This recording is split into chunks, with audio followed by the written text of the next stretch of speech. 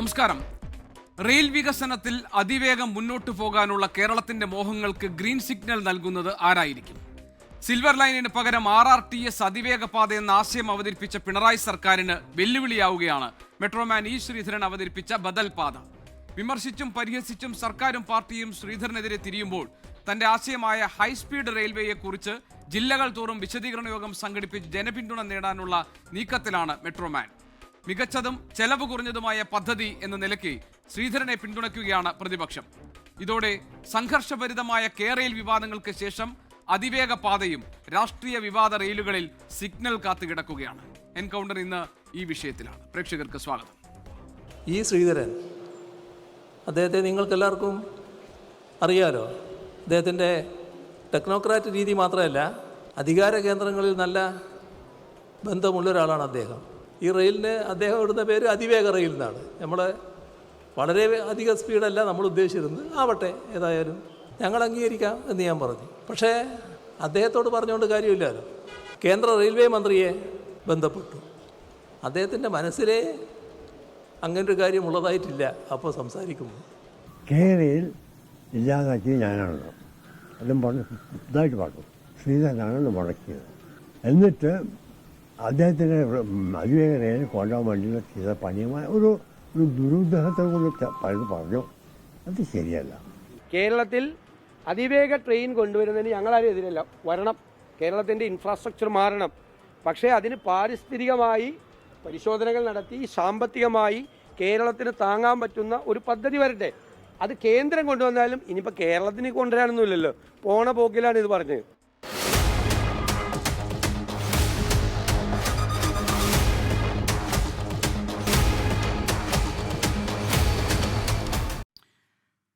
CPIM-ൽ നിന്ന് doctor PK Gopan, കോൺഗ്രസിൽ നിന്ന് ശ്രീ രാജു P നായർ, BJP-യിൽ നിന്ന് ശ്രീ TP ജയചന്ദ്രൻ എന്നിവരാണ് ഈ ചർച്ചയിൽ പങ്കെടുക്കാൻ നമ്മളോടൊപ്പമുള്ളത്. ശ്രീ രാജു P നായർ, ഇവിടെ മെട്രോമാൻ ഇ ശ്രീധരൻ കേരളത്തിൽ ഇപ്പോഴൊരു RRTS എന്ന അതിവേഗ പാതയ്ക്ക് സംസ്ഥാന സർക്കാർ അംഗീകാരം നൽകി ആ പദ്ധതിയുമായി മുന്നോട്ട് പോകാനുള്ള നീക്കങ്ങൾ ആരംഭിക്കുമ്പോൾ അദ്ദേഹം പറയുന്നു ഇത് കേരളത്തിന് യോജിച്ചതല്ല. ഒന്നാമത്തെ കാര്യം യോജിച്ചതല്ല, രണ്ടാമത്തെ കാര്യം ഇത് പ്രായോഗികമല്ല, മൂന്നാമതായി ഇങ്ങനൊരു പദ്ധതി ഇപ്പോൾ പ്രഖ്യാപിക്കുന്നത് ഒരു ഇലക്ഷൻ സ്റ്റണ്ടാണ് എന്ന് മെട്രോമാൻ ഇ ശ്രീധരൻ പറയുകയാണ്. പകരം അദ്ദേഹം ഒരു ബദൽ പാത പദ്ധതി മുന്നോട്ട് വെക്കുകയാണ്.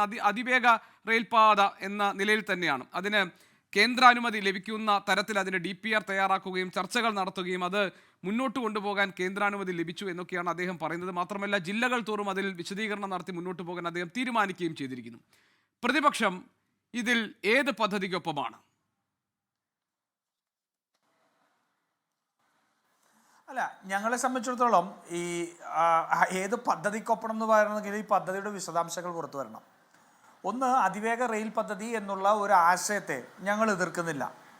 ഇനി സർക്കാർ പറയുന്ന RRTS, ഈ സർക്കാർ പറയുന്ന RRTSൻ്റെ വിശദമായിട്ടുള്ള കാര്യങ്ങൾ എന്താണ് എന്നുള്ളത് നമുക്ക് വ്യക്തതയില്ല.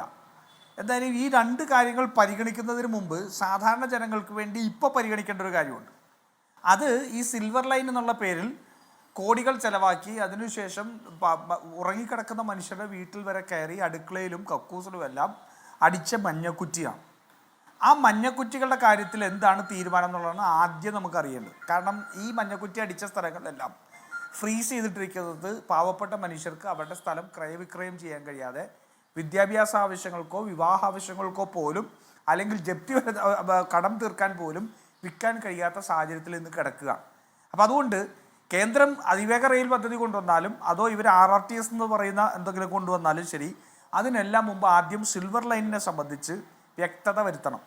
സിൽവർ ലൈൻ ഉപേക്ഷിച്ചു എന്ന് വ്യക്തത വരുത്തുകയാണെങ്കിൽ അതിനനുസരിച്ച് അതിനടിച്ചിരിക്കുന്ന സർവേയിൽ മഞ്ഞക്കുറ്റികൾ അടിച്ചെടുത്തതെല്ലാം ഈ സ്ഥലം ഡീഫ്രീസ് ചെയ്യാനുള്ള നടപടി ഉണ്ടാവണം. സിൽവർ ലൈൻ പദ്ധതിക്ക് പകരമല്ലേ ഈ RRTS എന്ന പദ്ധതിയുമായി ഇപ്പോൾ സംസ്ഥാന സർക്കാർ വന്നിരിക്കുന്നത്? അതിൽ ഇനി അവ്യക്തതയുണ്ടോ? അല്ല, RRTS പദ്ധതിക്ക് അതിൻ്റെ അലൈൻമെന്റ് എന്താണ്, അതിൻ്റെ മോഡൽ എന്താണെന്നുള്ളതെല്ലാം നമ്മൾ അറിയണ്ടേ? അല്ല, അത് ഒരു എലിവേറ്റഡ് പാതയ്ക്കായിരിക്കും അതിന് മുൻഗണന നൽകുക. കൂടുതൽ ജനസാന്ദ്രതയുള്ള പ്രദേശങ്ങൾ കൂടെ കേരളത്തെ പോലൊരു പ്രദേശത്ത് അനുയോജ്യമായ രീതിയിൽ അത് നടപ്പാക്കാൻ കഴിയുമെന്ന് സംസ്ഥാന സർക്കാർ അവകാശപ്പെടുന്നു. അതിൻ്റെ ഒരു മോഡൽ നമ്മുടെ മുന്നിലുണ്ട്. അപ്പോൾ അതുമായി മുന്നോട്ട് പോകാമെന്ന് കരുതുന്നു. ഇപ്പോൾ താങ്കൾ പറഞ്ഞത് പ്രതിപക്ഷത്തിന് ഇതിലൊരു ധാരണ കിട്ടാത്തത് എന്താണ് ഈ RRTS സംസ്ഥാന സർക്കാർ ഉദ്ദേശിക്കുന്നത് അതിൽ വ്യക്തതയില്ല എന്നാണെങ്കിൽ അതിൻ്റെ വിവിധ കാര്യങ്ങൾ പുറത്തു വന്നിട്ടുണ്ട്. 4 ഘട്ടങ്ങളിലായി നടപ്പാക്കാൻ പോകുന്നു. അത് ഓരോരോ ഘട്ടങ്ങൾ എങ്ങനെയാണ് നടപ്പാക്കുക, പിന്നെ പ്രധാനപ്പെട്ട ഇപ്പോൾ നമ്മുടെ മെട്രോ നഗരങ്ങളെ കൂടി ബന്ധിപ്പിക്കുന്ന സ്റ്റേഷനുകൾ വരുന്നു. അപ്പോൾ എന്താണ് പ്രതിപക്ഷത്തിന് ഇതിൽ വ്യക്തത ഉണ്ടായിട്ടില്ല എന്നതുകൊണ്ട് താങ്കൾ ഉദ്ദേശിച്ചത്? രണ്ടാമത്തെ കാര്യം, സിൽവർ ലൈൻ പദ്ധതിക്ക് പകരമാണ് ഈ പദ്ധതി എന്ന കാര്യം ഏതാണ്ട് വ്യക്തമായിട്ടുണ്ട്. പിന്നെ ഏത് മേഖലയിലാണ് ഈ കാര്യങ്ങളിൽ അവ്യക്തതയുള്ളത്? ശരി, അങ്ങനെയാണെങ്കിൽ അതിവേഗ റെയിൽ പദ്ധതിയുടെ ശ്രീധരന്റെ പ്രപ്പോസൽ എന്തിനാ മുഖ്യമന്ത്രിയെ കാണിച്ചതിന് ശേഷം റെയിൽവേ മന്ത്രാലയത്തിന് അയച്ചു കൊടുത്തത്? അതിനൊന്നും മറുപടി പറയാം. ഗോപികൃഷ്ണൻ വ്യക്തതയുണ്ടോ? അതിവേഗ റെയിൽ പദ്ധതി നമ്മുടെ നികുതി പണം എടുത്തുകൊണ്ട് ഡൽഹിയിൽ ഇന്ന് സർക്കാരിൻ്റെയും കേന്ദ്രത്തിനെയും സംബന്ധിച്ച് ഉള്ള ഏകോപനത്തിന് വേണ്ടി നിശ്ചയിച്ചിരിക്കുന്ന KV തോമസ്, ഈ ശ്രീധരൻ ഈ പദ്ധതി അവതരിപ്പിച്ചപ്പോൾ അദ്ദേഹം പറഞ്ഞ വാർത്ത എൻ്റെ മുന്നിലുണ്ട്. അതിനകത്ത് അദ്ദേഹം പറഞ്ഞത് ഇത് സ്വാഗതം ചെയ്യുന്നു എന്ന് മാത്രമല്ല, ഈ പ്രപ്പോസൽ താൻ വഴി മുഖ്യമന്ത്രിക്ക് അയച്ചിരുന്നു. അതിനുശേഷം മുഖ്യമന്ത്രിയുടെ നിർദ്ദേശപ്രകാരം കേന്ദ്ര റെയിൽ വകുപ്പിന് ഇത് കൈമാറുകയും ചെയ്തിരുന്നു. അപ്പോ വ്യക്തതയുണ്ടോ? RRTS ആണോ അതിവേഗ റെയിൽ പറഞ്ഞതാണ്? അത് RRTS അല്ല, അത് അതിവേഗ റെയിൽ വ്യക്തതയുണ്ടോ? ഇല്ല, അല്ല, ഞാൻ പറഞ്ഞത് ശ്രീ രാജു പി നായർ, അത് RRTS അല്ല, അത് അതിവേഗ റെയിൽ പദ്ധതിയാണ്. താങ്കൾ പറഞ്ഞതുപോലെ ശരിയാണ്, മുഖ്യമന്ത്രിയെ കാണിച്ചിരുന്നു, അദ്ദേഹം സംസാരിക്കാൻ പറഞ്ഞു, അത് കേന്ദ്ര റെയിൽ മന്ത്രാലയത്തിലേക്ക് പോയി, ആ കാര്യങ്ങൾ ആ ഫയൽ അങ്ങനെ നീക്കിയിരുന്നു എന്ന കാര്യം ഈ ശ്രീധരൻ പറഞ്ഞത് ഞാനും കേട്ടു. എനിക്ക് ആ കാര്യത്തിൽ അത്രേ വ്യക്തതയുള്ളൂ. പക്ഷേ ഞാൻ ചോദിക്കുന്നത് RRTS എന്ന് ശ്രീധരനല്ല, ഈ ശ്രീധരനും പറഞ്ഞു മുഖ്യമന്ത്രിയെ കാണിച്ചിട്ടുണ്ട്. ഈ ശ്രീധരനല്ല, അതായിക്കോട്ടെ. ഈ ശ്രീധരൻ പറയുന്നത്, ഈ ശ്രീധരൻ ഇതിനകത്ത് ഇപ്പോൾ ഭരണപരമായ ഉത്തരവാദിത്വമൊന്നുമില്ല. അദ്ദേഹം പറയുന്നു ശരി, DMRCയുടെ കീഴിലാണെങ്കിൽ അത് അവിടെ നിൽക്കട്ടെ. നമ്മുടെ സർക്കാർ ഉത്തരവിലൂടെ കോൺസ്റ്റിറ്റ്യൂട്ട് ചെയ്ത് ഇവിടെ കൊണ്ടുവന്ന എല്ലാ ക്യാബിനറ്റ് പദവിയും കൊടുത്ത് ഡൽഹിയിൽ ഇരുത്തിയിരിക്കുന്ന KV തോമസ് പറഞ്ഞത് ഈ പ്രപ്പോസൽ മുഖ്യമന്ത്രിക്ക് കൈമാറിയിരുന്നു എന്നും മുഖ്യമന്ത്രി കണ്ടതിന് ശേഷം റെയിൽവേ വകുപ്പിന് കൈമാറി എന്നുള്ളതും അതിൻ്റെ മുന്നോട്ടുള്ള പോക്ക് പോകുന്നു എന്നാണ്. അപ്പം സർക്കാരിൻ്റെ വ്യക്തത എന്താണ്? ജനങ്ങളെ കബളിപ്പിക്കുക എന്നുള്ള RRTSൻ്റെയും അല്ലെങ്കിൽ ഇതിൻ്റെ പേരിൽ പറയുന്ന രാഷ്ട്രീയമായിട്ടുള്ള കബളിപ്പിക്കലാണോ, അതോ അതിവേഗ റെയിൽ പാതയോടൊപ്പമാണോ സർക്കാർ, RRTS ആണോ സർക്കാർ? ഇത് നമുക്ക് വ്യക്തതയില്ലാതെ എങ്ങനെ പറയാൻ പറ്റും? സർക്കാരിൻ്റെ നടപടി ഇതല്ലേ. അതിവേഗ റെയിൽവേ വേണ്ടിയിട്ടുള്ള ഇത് കേരളത്തിൻ്റെ പ്രത്യേക പ്രതിനിധി വഴിക്ക് റെയിൽവേ മന്ത്രാലയത്തിന് കൊടുക്കുകയും അതേസമയം തന്നെ ഇവിടെ RRTS എന്ന് പറയുകയും ചെയ്യുന്നു, ഇല്ലേ? അത് അവ്യക്തതയല്ലേ? അപ്പോൾ ഈ അവ്യക്തത വ്യക്തമാക്കണ്ടേ? ശരി, അല്ല, ഞാൻ ചോദിക്കുന്നത് താങ്കൾ പറഞ്ഞത് ഈ സംസ്ഥാന സർക്കാർ സമർപ്പിച്ച DPRന്റെ കാര്യമാണെങ്കിൽ അതിന് റെയിൽവേയുടെ അനുമതി ലഭിച്ചിട്ടില്ലല്ലോ. അല്ല, അത് സിൽവർ ലൈനിൽ കിട്ടിയില്ലല്ലോ. ഇല്ല, അത് സിൽവർ ലൈനിൽ കിട്ടിയില്ലല്ലോ. അല്ല, അതിന്റെ ഈ സിൽവർ ലൈനിനെ സംബന്ധിച്ച് പറഞ്ഞതിൽ ഞാൻ ചോദിക്കട്ടെ ഗോപികൃഷ്ണൻ, സിൽവർ ലൈനിനെ സംബന്ധിച്ച് നമ്മൾ വർഷങ്ങളായിട്ട് ചർച്ച നടത്തി. ആ സിൽവർ ലൈനിനെ സംബന്ധിച്ച് എന്തെങ്കിലും വ്യക്തത നമുക്ക് കിട്ടി? ഇവരൊരു DPR ഉണ്ടാക്കും എന്നൊക്കെ പറഞ്ഞു, റെയിൽവേ മന്ത്രാലയം പറഞ്ഞു, അങ്ങനത്തെ ഒരു DPR പോലും ഇല്ല എന്ന് പറയുന്നു. ഇടയ്ക്ക് അത് തിരിച്ചയച്ചു എന്ന് പറയുന്നു, സർക്കാർ അനുമതി ലഭിച്ചു എന്ന് ഇടയ്ക്ക് പറഞ്ഞു, ഇല്ലേ? ഇവര് ഈ സർക്കാർ പറയുന്ന കാര്യങ്ങൾക്ക് എന്തെങ്കിലും വ്യക്തതയുണ്ടോ? എന്തിൻ്റെ പേരിലാണ് ഈ പറയുന്ന സ്ഥലം മുഴുവൻ ഇവർ ഇത്രമാത്രം വലിയ കാടത്തം നിറഞ്ഞ പോലീസ് നടപടിയിലൂടെ തന്നെ കൈക്കാലാക്കിയത്? DPR പോലും ഇല്ലാതെ ഇപ്പം ഈ പോകുന്ന ഒരു മാസം പോലും ഈ സർക്കാരിനില്ല എന്ന് വെച്ചാൽ ഫെബ്രുവരിയോടുകൂടി പ്രഖ്യാപനം ഉണ്ടായിക്കഴിഞ്ഞാൽ പെരുമാറ്റച്ചട്ടം വന്നാൽ പിന്നെ ഈ സർക്കാരിന് അനങ്ങാൻ കഴിയില്ല. ഒരു മാസം പോലും ഇല്ലാത്തപ്പോൾ ഇത്രയും വലിയൊരു പദ്ധതിയുടെ പേരിൽ ഇത് പ്രഖ്യാപിക്കുകയും അതിനൊപ്പം തന്നെ ഈ കേന്ദ്ര റെയിൽവേ മന്ത്രാലയത്തിനടുത്ത് അതിവേഗ റെയിൽ പാതയെ സംബന്ധിച്ച് പരിഗണിക്കാൻ വേണ്ടി ശുപാർശ ചെയ്യുകയും ചെയ്തതിൻ്റെ അടിസ്ഥാനം എന്താ? അല്ല, ശ്രീ രാജു പി നായർ, ഞാൻ അതിനകത്ത് ഇപ്പോൾ താങ്കൾ എൻ്റെ ഭാഗത്ത് നിന്ന് ഒരു ക്ലാരിറ്റി ചോദിച്ചുകൊണ്ടാണ് എനിക്കറിയാവുന്ന ചില കാര്യങ്ങൾ പറയുകയാണ്. ബാക്കി നമുക്ക് ഈ ചർച്ച മുന്നോട്ട് പോകുമ്പോൾ അതിൽ വ്യക്തത ഉണ്ടാകുമോ എന്ന് നോക്കാം. ഒന്നാമത്തെ കാര്യം, താങ്കൾ പറഞ്ഞ സിൽവർ ലൈൻ പദ്ധതിയുടെ കാര്യത്തിൽ റെയിൽവേ ചില സാങ്കേതികമായ കാരണങ്ങൾ ചൂണ്ടിക്കാണിച്ചുകൊണ്ട് ആ പദ്ധതിക്ക് അനുമതി നൽകിയിട്ടില്ല. അത്രയും ഭാഗം ശരിയാണല്ലോ. പിന്നെ താങ്കൾ പറഞ്ഞത് ശരിയാണ്, പ്രാദേശികമായി ജനങ്ങളുടെ ഭാഗത്തുണ്ടായിട്ടുള്ള എതിർപ്പ്, അവരുടെ വിമർശനങ്ങൾ, അവരുടെ സമരങ്ങൾ, അവരുടെ പ്രക്ഷോഭങ്ങൾ, ഇതൊക്കെ കണ്ടതാണ്. ഏതായാലും രണ്ടും കൂടി ചേർന്ന് റെയിൽ പദ്ധതി ഇപ്പോൾ ഇല്ല എന്ന് കരുതുന്നു. പിന്നെ താങ്കൾ പറഞ്ഞ അതിവേഗ റെയിൽ പദ്ധതിയുടെ കാര്യം, അത് റെയിൽവേക്ക് DPR നൽകുന്നു. ഈ പറഞ്ഞതുപോലെ KV തോമസ് സർക്കാരിന് സമർപ്പിക്കുന്നു, DPR റെയിൽവേക്ക് പോകുന്നു. അതിനും റെയിൽവേ നിർദ്ദേശിക്കുന്ന ചില കാര്യങ്ങളുണ്ട്, ചില മാനദണ്ഡങ്ങളുണ്ട്. അതിൻ്റെ പേരിലായിരിക്കാം അതിന് അനുമതി ലഭിക്കാതിരിക്കുകയും. അതേസമയം RRTS പോലൊരു പദ്ധതി, ഡൽഹി മീററ്റ് RRTS കോറിഡോർ വിജയകരമായി ഈ രാജ്യത്ത് നടപ്പാക്കുകയും അതിൻ്റെ പ്രായോഗികത സംബന്ധിച്ച് സംശയങ്ങൾ ദൂരീകരിക്കപ്പെടുകയും ചെയ്തപ്പോൾ അതൊരു പുതിയ ആശയമായി സംസ്ഥാന സർക്കാർ മുന്നോട്ട് വെച്ചു എന്ന് പറഞ്ഞാൽ വ്യക്തതയാകുമോ? അല്ല, അതിനുള്ള കാര്യങ്ങൾ ഞാൻ ചോദിക്കുന്ന ഒരു ഒറ്റ ചോദ്യം ഇതാണ്. എന്തിനാണ് മുഖ്യമന്ത്രി ഉൾപ്പെടെ ശ്രീധരൻ്റെ ഇതിനെ സംബന്ധിച്ച് പിന്തുണച്ചു? റെയിൽവേ മന്ത്രിക്ക് അത് കൈമാറ്റം ചെയ്തു. അങ്ങനെ അപ്പോൾ അതിവേഗ റെയിൽവേ മുഖ്യമന്ത്രി പിന്തുണച്ചുകൊണ്ട് കേന്ദ്ര റെയിൽവേ മന്ത്രിക്ക് കൈമാറിയ അതിവേഗ റെയിൽവേ സംബന്ധിച്ച് സർക്കാരിൻ്റെ നിലപാട് എന്താണ്? അത് നമുക്കൊന്ന് അറിയണ്ടേ? അങ്ങനെ ഒരു നിലപാട് അവിടെ ഉള്ളപ്പോൾ, അല്ലെങ്കിൽ അത് പിന്തുണയ്ക്കുകയും അതിനുള്ള നടപടിക്രമങ്ങൾ തുടങ്ങി വെക്കുകയും ചെയ്തപ്പോൾ RRTSന്റെ പ്രസക്തി എന്താണ്? അതോ 2 റെയിൽവേ ഉണ്ടാക്കാനാണോ? കണ്ണൂരിൽ നിന്ന് തിരുവനന്തപുരത്ത് വരത്തേക്ക് 2 റെയിൽവേ ഉണ്ടാക്കാനുള്ള പദ്ധതിയുണ്ടോ? നമ്മൾ എന്താ ചർച്ച ചെയ്യേണ്ടത്?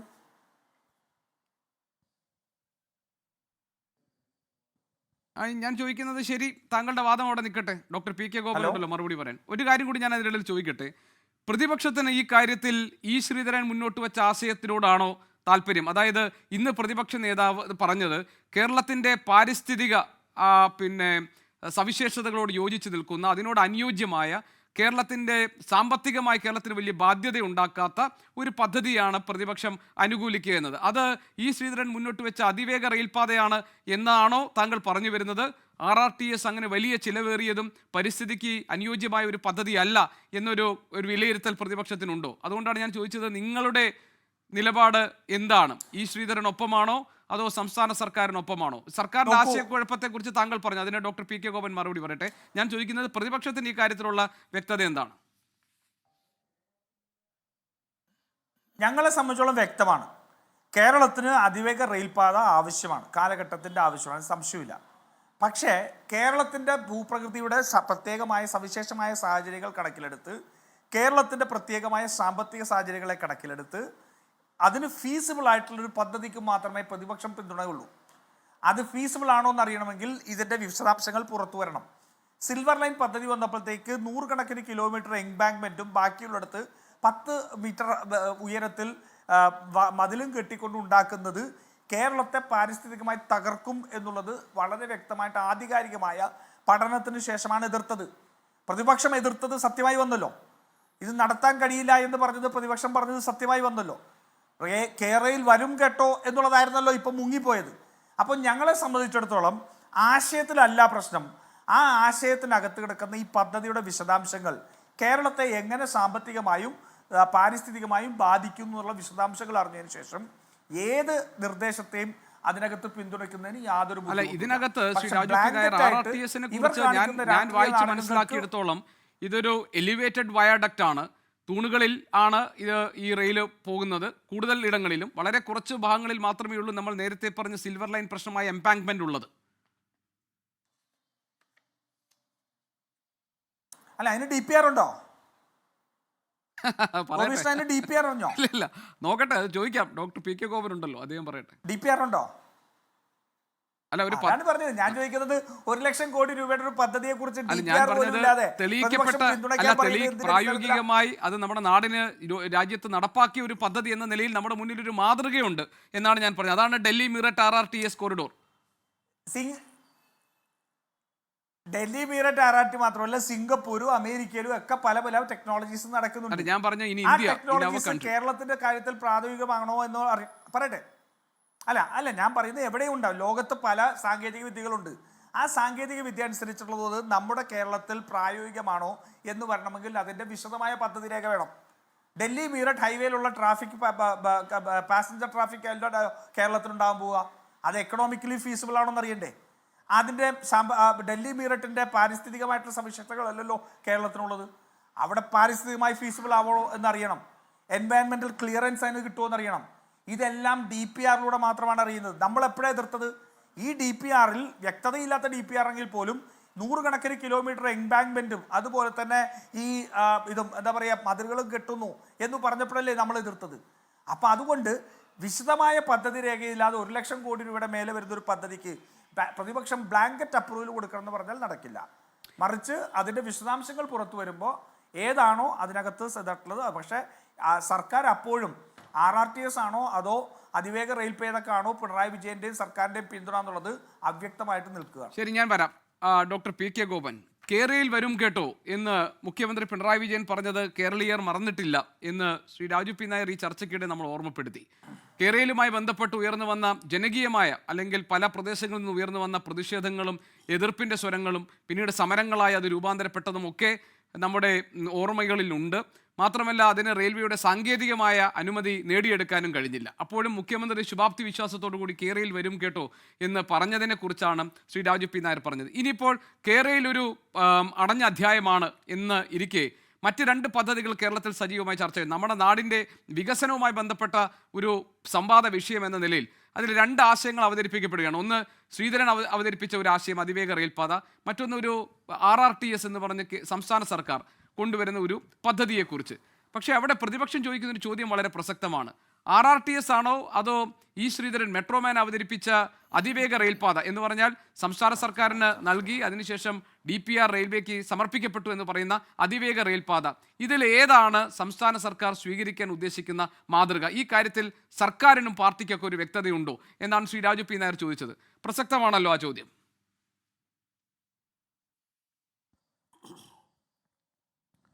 ശ്രീ ഗോപികൃഷ്ണ, കെ റെയിൽ എന്ന് പറഞ്ഞാൽ കെയ്ക്ക് എന്താണ് അതിൻ്റെ ഒരു എക്സ്പാൻഷൻ? അത് കേരളം എന്ന സംജ്ഞയെ സൂചിപ്പിക്കുന്നതാണ്. കെ റെയിലും കെ ഫോൺ എന്നൊക്കെ പറയുന്നത് അങ്ങനെ വരുന്നതാണ്.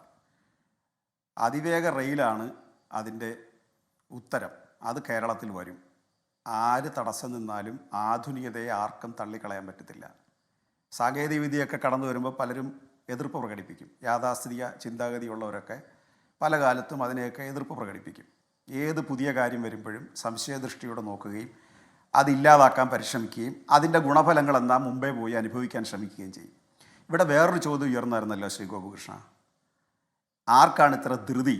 അതെവിടുന്നാണ് വന്നേ? ആ ചോദ്യം എവിടുന്നായിരുന്നു വന്നേ? UDFൻ്റെ കേന്ദ്രത്തിൽ നിന്നല്ലേ? മുഖ്യമന്ത്രി പറഞ്ഞത് കേരളയിൽ വരുമെന്ന് പറഞ്ഞാൽ കേരളയിൽ വരും. അത് കെ എന്ന പേരിൻ്റെ പ്രശ്നമാണെങ്കിൽ വേറെ ഏതെങ്കിലും പേര് വരും. അതിവേഗ റെയിലാണ് അവിടെ ഉദ്ദേശിച്ചത്. ആ അതിവേഗ റെയിൽ ഇന്ന് കേരളത്തിന് അഭികാമ്യമാണ്. ലോകത്തെ വളർച്ചയോടൊപ്പം കേരളത്തിന് സഞ്ചരിക്കണം. നേരെ മറിച്ച് ആർക്കാണ് ഇത്ര ധൃതി എന്ന് ചോദിച്ചവരെവിടാ? ഇപ്പം ധൃതിയിൽ യാത്ര ചെയ്യേണ്ട എന്നുള്ള ഒരു ആശയം കൊണ്ടുവന്നതിൻ്റെ യുക്തി എന്താ? കേരളീയർ എത്ര വേഗത്തിലാണ് സഞ്ചരിക്കാൻ ആഗ്രഹിച്ചു കൊണ്ടിരിക്കുന്നത്. അതുകൊണ്ട് അതിന് ഉത്തരം അതാണ്. ഇനി പിന്നെ സർക്കാർ ഈ RRTSനെ സംബന്ധിച്ച് കൃത്യമായൊരു നിലപാട് പറഞ്ഞു. അത് ബജറ്റിലും പറഞ്ഞു, അല്ലാതെയും പറഞ്ഞു. അതിന് ഇത്ര മേഖലകളായിട്ട് നിശ്ചയിക്കുകയാണ്. അത് പ്രായോഗികമാണ്. കാരണം മറ്റേത് ഈ കേരളയിനകത്ത് വരുന്ന പ്രശ്നം എന്താ? കേരളയിനകത്തെ മഞ്ഞക്കുറ്റി അത് ഫ്രീസ് ചെയ്ത് കിടക്കുന്നു. ലോൺ എടുക്കാൻ പറ്റുന്നില്ല, വിൽക്കാൻ പറ്റുന്നില്ല. ശുദ്ധ അസംബന്ധമാണ് ശ്രീ ഗോപികൃഷ്ണ. ആ മഞ്ഞക്കുറ്റി ഇടുമ്പോഴും പറഞ്ഞു നിങ്ങൾക്ക് ലോൺ എടുക്കുന്നതിന് തടസ്സമില്ല. അപ്പോൾ ചില വില്ലേജ് ഓഫീസർമാർക്കൊക്കെ അന്നൊരു പ്രശ്നം ഉണ്ടായി. അത് ഗവൺമെൻറ് ക്ലാരിഫൈ ചെയ്ത് കൊടുത്തു. യാതൊരു പ്രയാസവുമില്ല. ആ ഭൂമി അപ്പോഴൊന്നും ഗവൺമെൻറ് എടുക്കുന്നില്ല. അളക്കുന്ന എലുക നിശ്ചയിക്കുന്നത് മാത്രമേ ഉള്ളൂ. അത് കഴിഞ്ഞിട്ട് ഒരു പക്ഷേ അതിൽ മാറ്റം വരാം. ആ എലുക നിശ്ചയിക്കുന്നത് മാത്രമേ ഉള്ളൂ. അതിനാണ് കുറ്റി ഇടുന്നത്. ഒരു അടയാളപ്പെടുത്തൽ വേണ്ടേ? ആ കുറ്റിക്ക് എന്തെങ്കിലും ഒരു സവിശേഷത വേണ്ടേ? അതല്ലാതെ അത് നെഞ്ചത്തും കക്കൂസിലും ഒക്കെ കൊണ്ടിട്ട് കേരളത്തെ തകർക്കാൻ നോക്കുന്നു എന്ന് പറയുമ്പോൾ ഈ 6 വരി പാത എങ്ങനെയാണ് നടന്നേ? എന്തിനാണ് സർക്കാരിൻ്റെ ഈ ഇടപെടൽ സർക്കാരിൽ വിശ്വാസ്യത ഇല്ലാതാവുന്നത്? എങ്ങനെയാണ്? നിങ്ങൾക്കെല്ലാവർക്കും അറിയാവുന്ന, മാധ്യമങ്ങൾക്കറിയാവുന്ന ഒരു നഗ്ന യാഥാർത്ഥ്യം ഉണ്ടല്ലോ. ബഹുമാന്യനായ ഉമ്മൻചാണ്ടി സാറ് ഈ നാഷണൽ ഹൈവേ അതോറിറ്റി ഓഫീസ് കേരളത്തിൽ അടച്ചുപൂട്ടിയിട്ടാണ് അദ്ദേഹം ഇറങ്ങിപ്പോയത്. എനിക്ക് നടത്താൻ പറ്റത്തില്ല അദ്ദേഹം ആത്മാർത്ഥമായിട്ട് തുറന്നു പറഞ്ഞു. ശരിയാണ്, കേരളത്തിൽ നഗര കേന്ദ്രീകൃതമായി പല അഭിപ്രായ വ്യത്യാസങ്ങൾ ഉയർന്നു വന്നു. എന്താ കാര്യം? എന്താ? ഒറ്റ പ്രശ്നമുള്ളായിരുന്നു. അമിത വിലയാണ് നഗര കേന്ദ്രത്തിൽ കിടക്കുന്ന ഭൂമിക്ക്. ഈ അമിത വില സെൻട്രൽ ഗവൺമെൻറ് നിയമം അനുസരിച്ച് കൊടുക്കാൻ പറ്റത്തില്ല. അതാണ് ഒന്നാമത്തെ കാരണം. രണ്ടാമത്തെ കാരണം എന്താ? 60 മീറ്റർ വീതിയിലെ അത് ചെയ്യാൻ പറ്റുകയുള്ളൂ. അപ്പോൾ നാഷണൽ ഹൈവേ അതോറിറ്റി 60 മീറ്ററിലേക്ക് ചെയ്യാൻ സമ്മതിക്കില്ല. അവിടെ ഇച്ഛാശക്തിയുള്ള ഒരു സർക്കാരും ഇച്ഛാശക്തിയുള്ള ഒരു രാഷ്ട്രീയ നേതൃത്വം വന്നപ്പോൾ അത് കഥ മാറിയതെങ്ങനെയാണ്? ചരിത്രം വഴിമാറിയതെങ്ങനെയാണ്? നമുക്കെല്ലാവർക്കും അറിയാമല്ലോ. സെൻട്രൽ ഗവൺമെൻറ്റിനെ കൺവിൻസ് ചെയ്യിച്ചു. ഞങ്ങൾക്ക് 60 എടുക്കാൻ പറ്റില്ല, ഞങ്ങൾ വീതി കുറഞ്ഞൊരു സംസ്ഥാനമാണ്, ഞങ്ങൾക്ക് ആകെ 38,863 ചതുരശ്ര കിലോമീറ്ററേ ഉള്ളൂ, ഞങ്ങൾക്ക് കോസ്റ്റ് ഏരിയ മുതൽ ഹിൽ ഏരിയ വരെ ഒരു 100 കിലോമീറ്റർ താഴെ വരുള്ളൂ അതിൻ്റെ നീളം, വീതി. അപ്പോൾ ഞങ്ങൾക്കിത് ചെയ്യാൻ പറ്റില്ല. സെൻട്രൽ ഗവൺമെൻറ് ബോധ്യപ്പെട്ടു. അവർ 60 എന്നുള്ളത് 45 ആക്കാൻ സമ്മതിച്ചു. ഇവിടുത്തെ സമരം എന്താ? 30-ൽ നിന്ന് മുകളിലോട്ട് കൊണ്ടുപോകാൻ പറ്റില്ല. 40 കൊല്ലം മുമ്പ് എടുത്തിട്ട 30 മീറ്ററേ പറ്റൂ എന്ന് പറഞ്ഞു. അവരെ നമ്മൾ ബോധ്യപ്പെടുത്തി. 30-ൽ നിന്ന് നിങ്ങൾ 60 ആക്കണ്ട, 45-ലേക്ക് എത്തണം. നിങ്ങൾക്ക് എത്ര പൈസ വേണ്ടുന്നേ? ഞങ്ങൾക്ക് പൊന്നിൻ വില പോരാ, സർക്കാർ നിശ്ചയിക്കുന്ന പൈസ പോരാ, ഞങ്ങൾക്ക് മോഹവില വേണം. മോഹവില കൊടുക്കാൻ തീരുമാനിച്ചു. അപ്പോൾ സെൻട്രൽ ഗവൺമെൻറ് എന്താ പറഞ്ഞേ? ഞങ്ങൾ കാശ് തരത്തില്ല. അപ്പോൾ സംസ്ഥാന മുഖ്യമന്ത്രി എന്താ പറഞ്ഞേ? ഞങ്ങൾ കിഫ്ബിയിൽ പണം തരാം. അങ്ങനെ 5,000 800 കോടി രൂപ സെൻട്രൽ ഗവൺമെൻറ്റിന് അടച്ചിട്ട് ഈ 6 വരി പാത യാഥാർത്ഥ്യമാക്കി. അപ്പോൾ പ്രായോഗികത, ഇച്ഛാശക്തി, ജനകീയ താല്പര്യം ഇത് മൂന്നും കൂടെ സമ്മേളിച്ച് കഴിഞ്ഞാൽ എന്തായി മാറും? ശരിയായ ജനപക്ഷ വികസനമായി മാറും. ഇതേ പാറ്റേണാണ് ഞങ്ങൾ കേരളയിലെ കാര്യത്തിൽ സ്വീകരിച്ചത്. കേരളയിനകത്ത് പാരിസ്ഥിതിക പ്രശ്നമുണ്ടോ? നമുക്ക് ചർച്ച ചെയ്യാം. ആർക്കാ തടസ്സം? പാരിസ്ഥിതികമായ കാര്യങ്ങളെ കൂടി പരിഗണിച്ചേ വികസനം സാധ്യമാവൂ. അതുകൊണ്ട് ഒരു തരത്തിലും പാരിസ്ഥിതിക കോട്ട ഉണ്ടാക്കാതെ ലോകത്തൊന്നും ചെയ്യാൻ പറ്റില്ല. നമ്മൾ കൃഷി നടത്തുന്നത് പോലും അക്ഷരാർത്ഥത്തിൽ പാരിസ്ഥിതിക തടസ്സമാണ്. കൃഷി ചെയ്യുന്നത് പോലും, ഭൂമിയിൽ കൃഷി ചെയ്യുന്നത് പാരിസ്ഥിതിക തടസ്സമാണ്. അപ്പോൾ പാരിസ്ഥിതിക തടസ്സത്തിൻ്റെ ആഘാതം കുറയ്ക്കലാണ്. അതിന് നമുക്ക് എന്ത് ചെയ്യാൻ പറ്റും? ഇപ്പോൾ ദാ ഈ 6 വരി പാതയ്ക്കകത്തുള്ള ഒരു അപകടം എന്താണെന്നറിയോ? ഇപ്പോൾ കേരളത്തിൽ കൊണ്ടുവന്ന 6 വരി പാതയ്ക്കകത്ത് 45 മീറ്റർ എന്ന് പറഞ്ഞാൽ കേരളത്തിൻ്റെ ആവശ്യം അംഗീകരിച്ച് കിട്ടി. പക്ഷേ അതിൽ വരുന്നൊരു ചെറിയ ദോഷം കൂടിയുണ്ട്. ശ്രീ ഗോപകൃഷ്ണൻ, ഞങ്ങളൊക്കെ പരിസ്ഥിതി പ്രവർത്തകർ കൂടിയാണ്. 600 കിലോമീറ്റർ നീളത്തിൽ 60 മീറ്റർ വീതിയിൽ ഒരു പുൽനാമ്പ് പോലും വെക്കാൻ സ്ഥലമില്ല. ഒരു 10 മീറ്റർ നമുക്ക് അവിടെ മീഡിയൻ വേണമായിരുന്നു വൃക്ഷങ്ങൾ വെച്ച് പിടിപ്പിക്കാൻ. കേരളീയർക്ക് അത് ആദ്യം മനസ്സിലായില്ല. ഈ സമ്മർദ്ദ രാഷ്ട്രീയക്കാർക്ക് മനസ്സിലായില്ല. പൈസ കൂടുതൽ കിട്ടിക്കഴിഞ്ഞപ്പോൾ പലരും പറഞ്ഞു ഈ 60 മീറ്റർക്ക് ഞങ്ങൾക്ക് തടസ്സമില്ലെന്ന് പറഞ്ഞു. അങ്ങനെ ഒരു പ്രശ്നം അതിനകത്ത് കിടക്കുക. ഈ 6 വരി പാതയ്ക്കകത്ത് കിടക്കുക അത്. അപ്പോൾ അതാ കേരളയിൽ വരുമ്പോൾ അതിന് പാരിസ്ഥിതിക എംബാങ്ക്മെൻറ്റ് വരുമ്പോൾ പാരിസ്ഥിതിക പ്രശ്നം ചിലയിടത്ത് വരാം. നമ്മളിപ്പോൾ തന്നെ നാഷണൽ ഹൈവേ അതോറിറ്റിയുടെ ഒരു മണ്ടൻ തീരുമാനമുണ്ടല്ലോ, ഈ വയഡക്റ്റിനകത്ത് ചെയ്തു കഴിഞ്ഞാൽ പാറയുടെ അടിക്ക് കൊണ്ടുവന്ന് തൂണ് ബന്ധിപ്പിച്ച് അത് വെള്ളപ്പൊക്കത്തിൽ നശിക്കത്തില്ല. അത്രമാത്രം പൈലിംഗ് നടത്തി അത് സുരക്ഷിതമാക്കാം. പക്ഷേ വയൽ പ്രദേശങ്ങളിൽ മണ്ണിട്ടുയർത്തി എംബാങ്ക്മെന്റ് ചെയ്ത് കഴിയുമ്പോൾ പാരിസ്ഥിതികമായ ദോഷം ഉണ്ടാകാം. അതിപ്പോൾ കുറച്ചൊക്കെ സ്ഥലത്ത് നമുക്ക് അനുഭവിക്കുന്നുണ്ട് ഈ 6 വരി പാതയ്ക്കകത്ത്. അതുപോലെ കേരളയിനകത്ത് അങ്ങനെ ഒരു പ്രശ്നം ഉണ്ടെങ്കിൽ ഞങ്ങൾ സമ്മതിക്കത്തില്ല. രണ്ട് കാര്യങ്ങളിലൊന്ന് ഇടപെട്ടിട്ട്, ഒന്ന് താങ്കൾ പറഞ്ഞത് കൃഷി തന്നെ വേറൊരു അർത്ഥത്തിൽ പരിസ്ഥിതിക്ക് ആഘാതം ഉണ്ടാക്കുന്നതാണ് എന്ന ഒരു വാദം താങ്കൾ പറഞ്ഞു. അതിന് മറ്റൊരു യുക്തിയാണ്. അത് ശരി, ഞാൻ അതവിടെ നിൽക്കട്ടെ. പക്ഷേ കേരളയിലുമായി ബന്ധപ്പെട്ട വിഷയങ്ങൾ കേരളത്തിൽ ഒരു സങ്കീർണത സൃഷ്ടിച്ചത് അങ്ങനെയൊന്നുമല്ലല്ലോ. കേരളയിലുമായി ബന്ധപ്പെട്ട കാര്യങ്ങളിൽ ഉണ്ടായ സമരങ്ങളും പ്രക്ഷോഭങ്ങളും പ്രതിഷേധങ്ങളും ഒക്കെ ഈ പരിസ്ഥിതിയുമായി ബന്ധപ്പെട്ട കാര്യങ്ങളിലും ആളുകളുടെ നിത്യജീവിതവുമായി ബന്ധപ്പെട്ട കാര്യങ്ങളിലും ഉണ്ടായ പ്രശ്നങ്ങളും അതിൻ്റെ ഭാഗമായി ഉയർത്തിയ സമരങ്ങളുമൊക്കെയാണ്. അത് എത്രത്തോളം ആത്മാർത്ഥമായിട്ട് സർക്കാർ അഡ്രസ്സ് ചെയ്തിട്ടുണ്ടെന്ന് താങ്കൾക്ക് അറിയാമല്ലോ, അതെങ്ങനെയാണ് സംഭവിച്ചതെന്നും. ഇനി രണ്ടാമത്തെ കാര്യം, പ്രധാനപ്പെട്ട ഒരു ഭാഗത്തേക്ക് വരുന്നു. കേരളയിലുമായി ബന്ധപ്പെട്ട ചർച്ചകളൊക്കെ അവിടെ അവസാനിച്ച് ഇനി അതിവേഗ പാത നടപ്പാക്കാനാണ് ഉദ്ദേശിക്കുന്നത്. അതിന് RRTS ആണെന്നും അതിന് 100 കോടി രൂപ ബജറ്റിൽ പ്രാഥമികമായി വകയിരുത്തുകയും ചെയ്തിരിക്കുന്നു. ഇവിടെ ശ്രീധരൻ ഒരു ബദൽ പദ്ധതി കൊടുത്തിട്ടുണ്ട് കേന്ദ്ര സർക്കാരിന്. റെയിൽവേ മന്ത്രാലയത്തിന് DPR നൽകിയിട്ടുണ്ടെന്ന് അദ്ദേഹം പറയുന്നു. ജില്ലകൾ തോറും അദ്ദേഹം വിശദീകരണ യോഗങ്ങൾ സംഘടിപ്പിച്ച് ജനങ്ങളുടെ പിന്തുണ നേടാനുള്ള നീക്കങ്ങൾ നടത്തുന്നു. അങ്ങനെയാണെങ്കിൽ RRTSനേക്കാൾ പ്രായോഗികവും കേരളത്തിൽ അനുയോജ്യവും നടപ്പാക്കാൻ കഴിയുന്നതുമായത് അതിവേഗ പാതയാണെന്ന് ശ്രീധരൻ സമർത്ഥിക്കുകയും അതിന് കേന്ദ്രാനുമതി ലഭിക്കുകയുമാണ് ചെയ്യുന്നതെങ്കിൽ സംസ്ഥാന സർക്കാരിൻ്റെ ഈ RRTS പദ്ധതി വെള്ളത്തിലാകില്ലേ? ശ്രീധരൻ പറഞ്ഞത് ഇതൊരു കടലാസ് പദ്ധതി, ഇതൊരു തെരഞ്ഞെടുപ്പ് സ്റ്റണ്ട് മാത്രമാണ്, നടക്കാൻ പോകുന്നില്ല എന്നാണ്.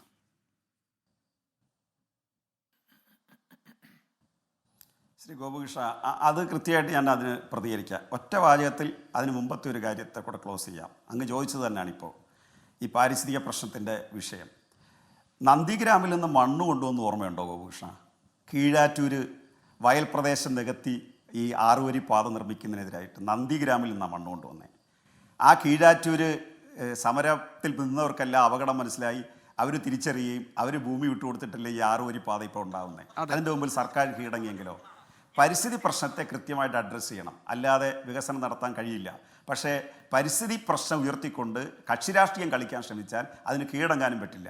അതിന് കീഴടങ്ങിയിരുന്നെങ്കിൽ 6 വരി പാത ഉണ്ടാവില്ല. നമ്മൾ 6 മാസം 8 മാസം കഴിയുമ്പോൾ നമ്മൾ 6 വരി പാതയിലൂടെ യാത്ര ചെയ്യാൻ പോവുക. അപ്പോൾ അത് ഒന്നാമത്തെ കാര്യം. രണ്ടാമത് അങ്ങ് ചോദിച്ച ചോദ്യം, ഈ ശ്രീധരൻ ലോകത്തെ തന്നെ പ്രധാനപ്പെട്ട ഒരു ടെക്നോക്രാറ്റ്, ആർക്കും തർക്കമില്ല. കാരണം മെട്രോ അദ്ദേഹത്തിന് ലഭിക്കുന്നത് തന്നെ ഇടതുപക്ഷ സമരത്തിൻ്റെ ഭാഗമായിട്ടാണ്. മെട്രോ അദ്ദേഹത്തിൽ നിന്ന് കൊണ്ടുപോകാൻ വേണ്ടിയാണ് UDF അന്ന് പരിശ്രമിച്ചത്. പക്ഷേ ഞങ്ങൾ അത് ഏറ്റവും നല്ല ടെക്നോക്രാറ്റാണ്, അദ്ദേഹത്തിന് അത് കഴിയും, ഈ ശ്രീധരൻ സാറിന് അത് കഴിയും എന്നുള്ളത് കൊണ്ടാണ് ഞങ്ങൾ സമരം നടത്തി. അത് അദ്ദേഹം തന്നെ പറഞ്ഞിട്ടുണ്ടല്ലോ, ശ്രീധരൻ സാറ് തന്നെ പറഞ്ഞിട്ടുണ്ട്. അപ്പോൾ ഇവിടുത്തെ പ്രശ്നം എന്താ? ഇവിടെ അങ്ങ് ചോദിച്ചു സെൻട്രൽ ഗവൺമെൻറ് ഈ പദ്ധതി അംഗീകരിക്കാതെ മറ്റേത് അംഗീകരിച്ചത്. ഭൂമി എടുത്തു കൊടുക്കേണ്ട ആരാ ഗോപികൃഷ്ണ? ഭൂമി എടുത്തു കൊടുക്കേണ്ടത് ആരാ? സംസ്ഥാന ഗവൺമെൻറ്റാണോ? ഏത് പദ്ധതി കൊണ്ടുവന്നാലും ആകാശത്തൂടെ നടക്കത്തില്ലല്ലോ. വയഡക്റ്റ് ആയാലും ശരി, പിന്നെ ഇനി എംബാങ്ക്മെൻ്റ് ആയാലും ശരി, മണ്ണ് നിറച്ചുള്ള ഭിത്തിയായാലും ശരി, തൂണിലുള്ള ഭിത്തിയായാലും ശരി, ലാൻഡ് കൊടുക്കേണ്ടതാരാ? കേരള സർക്കാർ. അപ്പോൾ കേരള സർക്കാരിനെ വിശ്വാസത്തിലെടുക്കാതാണോ അദ്ദേഹം പറയുക ഞാനിത് ജനങ്ങളെ അണിനിരത്തിക്കൊണ്ട് ഞാനങ്ങ് നടപ്പിലാക്കും? ഫണ്ട് കൊടുക്കേണ്ട ആരാ? രണ്ടാമത്, ഇതിൻ്റെ 40% വിഹിതം സംസ്ഥാന ഗവൺമെൻറ്റിനാണല്ലോ. ഇപ്പോൾ സെൻട്രൽ ഗവൺമെൻറ് വന്നിരിക്കുന്ന ഏത് പദ്ധതിയുടെ 40% വിഹിതം സംസ്ഥാന ഗവൺമെൻറ്, 60% സെൻട്രൽ. ആ 60 തരത്തില്ലെന്നുള്ള അറിയാമല്ലോ. ഞാൻ ഒറ്റ ഉദാഹരണം പറയാം ഗോപികൃഷ്ണ, ഇവരാരും ഇത് ചർച്ച ചെയ്യാൻ തയ്യാറില്ല. 54 മേൽപ്പാലങ്ങളുടെ നിർമ്മാണം കേരളത്തിൽ നടക്കുക, റെയിൽവേ മേൽപ്പാലങ്ങളുടെ. 54 രൂപ സെൻട്രൽ കൊടുക്കുന്നുണ്ടോ തിരക്ക്? 54 രൂപ. നേരത്തെ ഇത് ഭൂമി എടുത്ത് കൊടുത്താൽ മതിയായിരുന്നു. സെൻട്രൽ ഗവൺമെൻറ് ആയിരുന്നു ഈ മേൽപ്പാലങ്ങൾ ഓവർബ്രിഡ്ജ് ചെയ്തുകൊണ്ടിരുന്നത്. ഇപ്പോൾ ഒരു പൈസ പോലും സെൻട്രൽ ഗവൺമെൻറ് അതിന് തരുന്നില്ല. 54 മേൽപ്പാലങ്ങളും കേരളത്തിലെ കിഫ്ബി ഫണ്ട് ഉപയോഗിച്ചാണ് ചെയ്തുകൊണ്ടിരിക്കുന്നത്. ചെറിയൊരു വികസനമല്ല നടക്കുന്നത്. ഈ 60%, അതിനകത്ത് 60% പോയിട്ട് 6% പോലും തരുന്നില്ല. അപ്പോൾ ഇപ്പം തന്നെ ഈ സെൻട്രൽ ഗവൺമെൻറ് ഈ RRTSൻ്റെ പ്രത്യേകത എന്താ? ബഹുമാനപ്പെട്ട കേരള ഗവൺമെൻറ്റിനോട് നഗരവികസന മന്ത്രി ഇങ്ങോട്ട് ആവശ്യപ്പെടുക ചെയ്തേ. ഇവരിതിനെ വഴിതെറ്റിച്ച് കൊണ്ടുപോകാൻ പരിശ്രമിക്കുക. ഇങ്ങോട്ട് ആവശ്യപ്പെട്ടു, നിങ്ങൾക്ക് പറ്റിയ ഒരു പദ്ധതിയാണ് ഇതര സംസ്ഥാനങ്ങളിൽ പരീക്ഷിച്ച് വിജയിച്ച പലയിടത്തും നടപ്പിലാക്കാൻ പോകുന്ന ഈ RRTS എന്തുകൊണ്ട് കേരളത്തിൽ പരിഗണിച്ചുകൂടാ? അതിൻ്റെ അടിസ്ഥാനത്തിലാണ് കേരള ഗവൺമെൻറ് ഈ പ്രപ്പോസൽ വെച്ചത്. പ്രാക്ടിക്കലായിട്ട് എങ്ങനെ ഒറ്റയടിക്ക് തിരുവനന്തപുരം മുതൽ കാസർഗോഡ് വരെ എന്നുള്ളതല്ല. അല്ല, അതെനിക്ക് മനസ്സിലായി. കേന്ദ്ര നഗരകാര്യ വകുപ്പിന് താങ്കൾ പറഞ്ഞത് എനിക്ക് മനസ്സിലായി. കേന്ദ്ര നഗരകാര്യ വകുപ്പിന് താങ്കൾ പറഞ്ഞതുപോലെ RRTS എന്ന പദ്ധതിയോട് യോജിപ്പാണ്. അതുകൊണ്ട് തന്നെ താങ്കൾ പറഞ്ഞതുപോലെ ഈ പദ്ധതിക്ക് ആ നിലയ്ക്ക് മറ്റ് തടസ്സങ്ങൾ, അതായത് കേന്ദ്രത്തിൻ്റെ ഭാഗത്ത് മറ്റ് തടസ്സങ്ങളൊന്നും ഉണ്ടാകാനുള്ള സാധ്യതയും സാഹചര്യവും സംസ്ഥാന സർക്കാർ കാണുന്നുമില്ല. അത് ഓക്കെ, ഞാൻ സമ്മതിക്കുന്നു. പക്ഷേ ഈ ശ്രീധരന് കേന്ദ്ര സർക്കാരിലുള്ള സ്വാധീനത്തെക്കുറിച്ച് മുഖ്യമന്ത്രി തന്നെ, അത് മറ്റൊരു സന്ദർഭത്തിൽ അദ്ദേഹം വേറൊരു കാര്യം അവതരിപ്പിക്കാൻ പറഞ്ഞതാണെങ്കിൽ പോലും അദ്ദേഹം സമ്മതിക്കുന്നുണ്ട്. അങ്ങനെയുള്ള ഈ ശ്രീധരൻ അദ്ദേഹം കേരളത്തിൽ പ്രായോഗികമായി നടപ്പാക്കാൻ പറ്റുന്ന പദ്ധതി അതിവേഗ റെയിൽ പദ്ധതിയാണെന്നും അദ്ദേഹം തയ്യാറാക്കിയ DPRന് കേന്ദ്രാനുമതി കിട്ടുകയും ചെയ്താൽ സ്ഥലം ഏറ്റെടുത്തു കൊടുക്കേണ്ടതും ഈ പദ്ധതി നടപ്പാക്കാൻ സഹകരിക്കേണ്ടതും സംസ്ഥാന സർക്കാരാണ് എന്നതിൻ്റെ പേരിൽ ആ പദ്ധതിക്ക് എതിരെ നിൽക്കും സർക്കാർ എന്നാണോ താങ്കൾ സൂചിപ്പിച്ചത്? അതല്ല ഈ ശ്രീധരനാണ് അനുമതി കിട്ടുന്നതെങ്കിൽ സംസ്ഥാന സർക്കാർ എന്ത് നിലപാട് സ്വീകരിക്കും? ശ്രീ ഗോപികൃഷ്ണ, അതാണ് ഞാൻ പറഞ്ഞത്. ഗവൺമെൻറ്റുകളെ വിശ്വാസത്തിലെടുത്തുകൊണ്ട് വേണം ഇത് ചെയ്യാൻ. ഈ ശ്രീധരൻ്റെ പദ്ധതിയാണ് പ്രാക്ടിക്കലെങ്കിൽ ആർക്കാ തർക്കം? പക്ഷേ ഈ ശ്രീധരൻ്റെ പദ്ധതി മുഖ്യമന്ത്രി റെയിൽവേ മന്ത്രിയായിട്ട് സംസാരിച്ചിട്ട് പെർമിഷൻ തരാത്ത എന്താ? അവർ പെർമിഷൻ തരുന്നെങ്കിലല്ലേ ഈ ശ്രീധരൻ്റെ. ഇപ്പോൾ ഈ ശ്രീധരൻ ചെന്ന് ചോദിച്ചാൽ പെർമിഷൻ കൊടുക്കും, സംസ്ഥാന ഗവൺമെൻറ് ചെന്ന് ചോദിച്ചാൽ പെർമിഷൻ കൊടുക്കത്തില്ലെങ്കിൽ അതിൻ്റെ രാഷ്ട്രീയ ഇരട്ടത്താപ്പിന് ആരാ സമാനം പറയണ്ടേ? ഈ ശ്രീധരൻ സാറിൻ്റെ പദ്ധതിയാണ് സെൻട്രൽ ഗവൺമെൻറ് അംഗീകരിക്കുന്നതെങ്കിൽ അത് സംസ്ഥാന ഗവൺമെൻറ് വഴി അയക്കാമല്ലോ. സംസ്ഥാന ഗവൺമെൻറ് ചോദിച്ചപ്പോൾ അതിന് പെർമിഷൻ ഇല്ല. എന്നാൽ റെയിൽവേയുടെ കീഴിൽ വരുന്ന അല്ല ഇത്. നഗരവികസന മന്ത്രി കേരളത്തോട് ഇങ്ങോട്ട് ആവശ്യപ്പെട്ടു. അതിൻ്റെ അടിസ്ഥാനത്തിലാണ് നമ്മൾ ഈ 4 മേഖലകളായിട്ട് തിരിക്കുകയും അത് വെറുതെ എടുക്കുകയല്ല, ബജറ്റിൽ തന്നെ അതിൻ്റെ പഠനത്തിന് പൈസ വിനിയോഗിച്ചു. അപ്പോൾ പ്രതിപക്ഷത്തിൻ്റെ അഭിപ്രായം പറഞ്ഞിട്ട് അങ്ങ് പോയാൽ മതിയല്ലോ. 10 വർഷം മുമ്പ് പറഞ്ഞിട്ടിട്ട് പോയതാണോ ഈ നടന്നതല്ല? ഈ കൊച്ചി ഇടമൺ വൈദ്യുതീകരണം പൂർത്തിയാക്കി കേരളത്തിൽ പവർ കട്ട് ഇല്ലാതാക്കി മാറ്റിയത് പറഞ്ഞിട്ടിട്ട് പോയതാണോ? 6 വരി പാത യാഥാർത്ഥ്യമാകുന്നത് പറഞ്ഞിട്ടിട്ട് പോയതാണോ? ഗ്യാസ് പൈപ്പ് ലൈൻ യാഥാർത്ഥ്യമായത് പറഞ്ഞിട്ടിട്ട് പോയതാണോ? K-ഫോൺ യാഥാർത്ഥ്യമായത് പറഞ്ഞിട്ടിട്ട് പോയതാണോ? ഈ 54 മേൽപ്പാലങ്ങൾ പറഞ്ഞിട്ടിട്ട് പോയതാണോ? ഈ തീരദേശ ഹൈവേ പറഞ്ഞിട്ടിട്ട് പോയതാണോ? വിഴിഞ്ഞം തുറമുഖം പറഞ്ഞിട്ടിട്ട് പോയതാണോ? ഇതെല്ലാം നടപ്പിലാക്കാനുള്ള ഇച്ഛാശക്തിയും രാഷ്ട്രീയ പ്രതിജ്ഞാബദ്ധതയും സംസ്ഥാന ഗവൺമെന്റ് ഉള്ളത് കൊണ്ടാണ് ഈ ശ്രീധരന്റെ പദ്ധതിയാണ് വയബിളെങ്കിൽ ആർക്കാ തർക്കം? ശരി. പക്ഷേ സെൻട്രൽ ഗവൺമെന്റ് അതിന് സംസ്ഥാന ഗവൺമെന്റ് ചോദിച്ചപ്പോൾ അനുമതിയില്ല. ശരി, ഇതാണ് കാര്യം. ശരി ഡോക്ടർ പി കെ ഗോപൻ, താങ്കളിലേക്ക് തിരിച്ചു വരാം. ഞാൻ ശ്രീ ടി പി ജയേന്ദ്രനിലേക്ക് ഒന്ന് പോയിട്ട് തിരിച്ചു വരാം. ഞങ്ങൾക്ക് തടസ്സം ഉണ്ടാവും. ഞാൻ വരാം. ശ്രീ ടി പി ജയേന്ദ്രൻ, ഇപ്പോൾ കേരളത്തിന്റെ പൊതുവായ കാര്യങ്ങളിൽ, വികസന കാര്യങ്ങളിലടക്കം രാഷ്ട്രീയാതീതമായി ഒറ്റക്കെട്ടായി നിന്നുകൊണ്ട് നമ്മൾ അത് നേടിയെടുക്കാനും നടപ്പാക്കാനും യാഥാർത്ഥ്യമാക്കാനും ഒക്കെ ശ്രമിക്കണമെന്ന് നമ്മളെല്ലാവരും, എല്ലാ രാഷ്ട്രീയ കക്ഷി നേതാക്കളും ഒക്കെ പറയുമ്പോഴും യഥാർത്ഥത്തിൽ കേരളത്തിൻ്റെ വികസന പദ്ധതികളൊക്കെ ഏറ്റവും ഒടുവിൽ വന്ന് തടഞ്ഞു നിർത്തപ്പെടുന്നത് അല്ലെങ്കിൽ അത് തടയപ്പെടുന്നത് രാഷ്ട്രീയത്തിൻ്റെ പേരിൽ തന്നെയാണ്. ഇപ്പോൾ അതിനൊരു ഉദാഹരണമാണ്. ഇപ്പോൾ കേരളയിൽ പോട്ടെ, വലിയ വിവാദമുണ്ടായി, സാങ്കേതികമായ റെയിൽവേയുടെ അനുമതി കിട്ടിയില്ല, ജനങ്ങളുടെ ഒരു വിഭാഗത്തിൽ നിന്ന് എതിർപ്പുകളുണ്ടായി. ശരി, പക്ഷേ അതിവേഗ റെയിൽപാത എന്ന നമ്മളുടെ ഒരു ഇൻഫ്രാസ്ട്രക്ചർ ഡെവലപ്മെൻറ്റിൻ്റെ ഭാഗമായി അത് ആവശ്യമാണ് എന്ന് എല്ലാവർക്കും ഒരുപോലെ നിലപാടുള്ളപ്പോൾ തന്നെയാണ് ഈ ശ്രീധരൻ കൊടുത്താൽ ആ പദ്ധതിക്ക് അംഗീകാരം, സംസ്ഥാന സർക്കാർ അതേ പദ്ധതി കൊടുക്കുമ്പോൾ റെയിൽവേ അംഗീകാരം നൽകാതിരിക്കുകയും ഈ ശ്രീധരൻ വലിയ ശുഭാപ്തി വിശ്വാസത്തോടെ ഞാൻ അംഗീകാരം നേടിയെടുക്കുകയും പറയുകയും സംസ്ഥാന സർക്കാർ ഒരു ബദൽ സംവിധാനം അല്ലെങ്കിൽ RRTS പോലൊരു സംവിധാനം കൊണ്ടുവരുമ്പോൾ അത് പ്രായോഗികമല്ല, അതിന് പൊളിറ്റിക്കൽ സ്റ്റണ്ടാണെന്ന് അദ്ദേഹം വിമർശിക്കുകയും ഒക്കെ ചെയ്യുന്നു.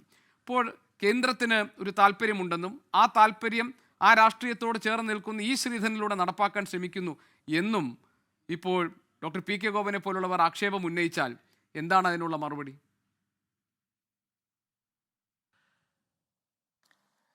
ഗോപികൃഷ്ണൻ, ചില യാഥാർത്ഥ്യങ്ങൾ നമ്മുടെ മുമ്പിലുണ്ട്, നമ്മൾ കാണണം അതിനെ. ഒന്ന്, താങ്കളുടെ ഇൻട്രോയിൽ പറഞ്ഞ ഒരു കാര്യം വളരെ കൃത്യമാണ്. കല്ലുവെട്ടി യന്ത്രം മുതൽ കമ്പ്യൂട്ടർ ഉൾപ്പെടെ കേരളത്തിൻ്റെ വികസനത്തിന് തടസ്സം നിന്നത് കേരളത്തിലെ വരട്ടുവാദ രാഷ്ട്രീയ കുതന്ത്രങ്ങളായിരുന്നു എന്നുള്ളതൊരു പച്ച പരമാർത്ഥമാണ്.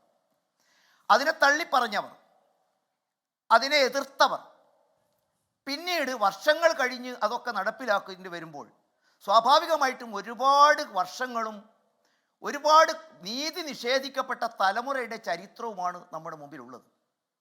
ഇവിടെ ഒരേ നാക്കിൽ തന്നെ ഡോക്ടർ ഗോപൻ സാറ് ആശങ്കയും ആശ്വാസവും വിതറുന്നുണ്ട്. അദ്ദേഹം പറയുന്നു കേരളയിൽ വരും, അത് മറ്റൊരു പേരിൽ. ഇവിടെയാണ് നമുക്ക് വിയോജിപ്പുള്ളത്. നോക്കൂ, കേരളിൻ്റെ വരവിനെ കുറിച്ച് വളരെ ആശങ്കയുള്ള ജനങ്ങളുണ്ട്. ഗോപികൃഷ്ണൻ പറഞ്ഞ ഒരു കാര്യം ശരിയാണ്, ജനങ്ങൾക്ക് വേണ്ടിയാണ് വികസനം. ജനങ്ങളുടെ ബഹുഭൂരിപക്ഷവും സ്വാഗതം ചെയ്യുമ്പോഴാണ് വികസനം ജനങ്ങൾക്ക് വേണ്ടിയാവുന്നത്. പകരം അദ്ദേഹം ഇവിടെ പറഞ്ഞ മാതിരിയിൽ വെറുതെ ഒരു ലാഘവബുദ്ധിയോടെയുള്ള പ്രവർത്തനങ്ങളായിരുന്നില്ല സിൽവർ ലൈനിൽ ഉണ്ടായിരുന്നത്.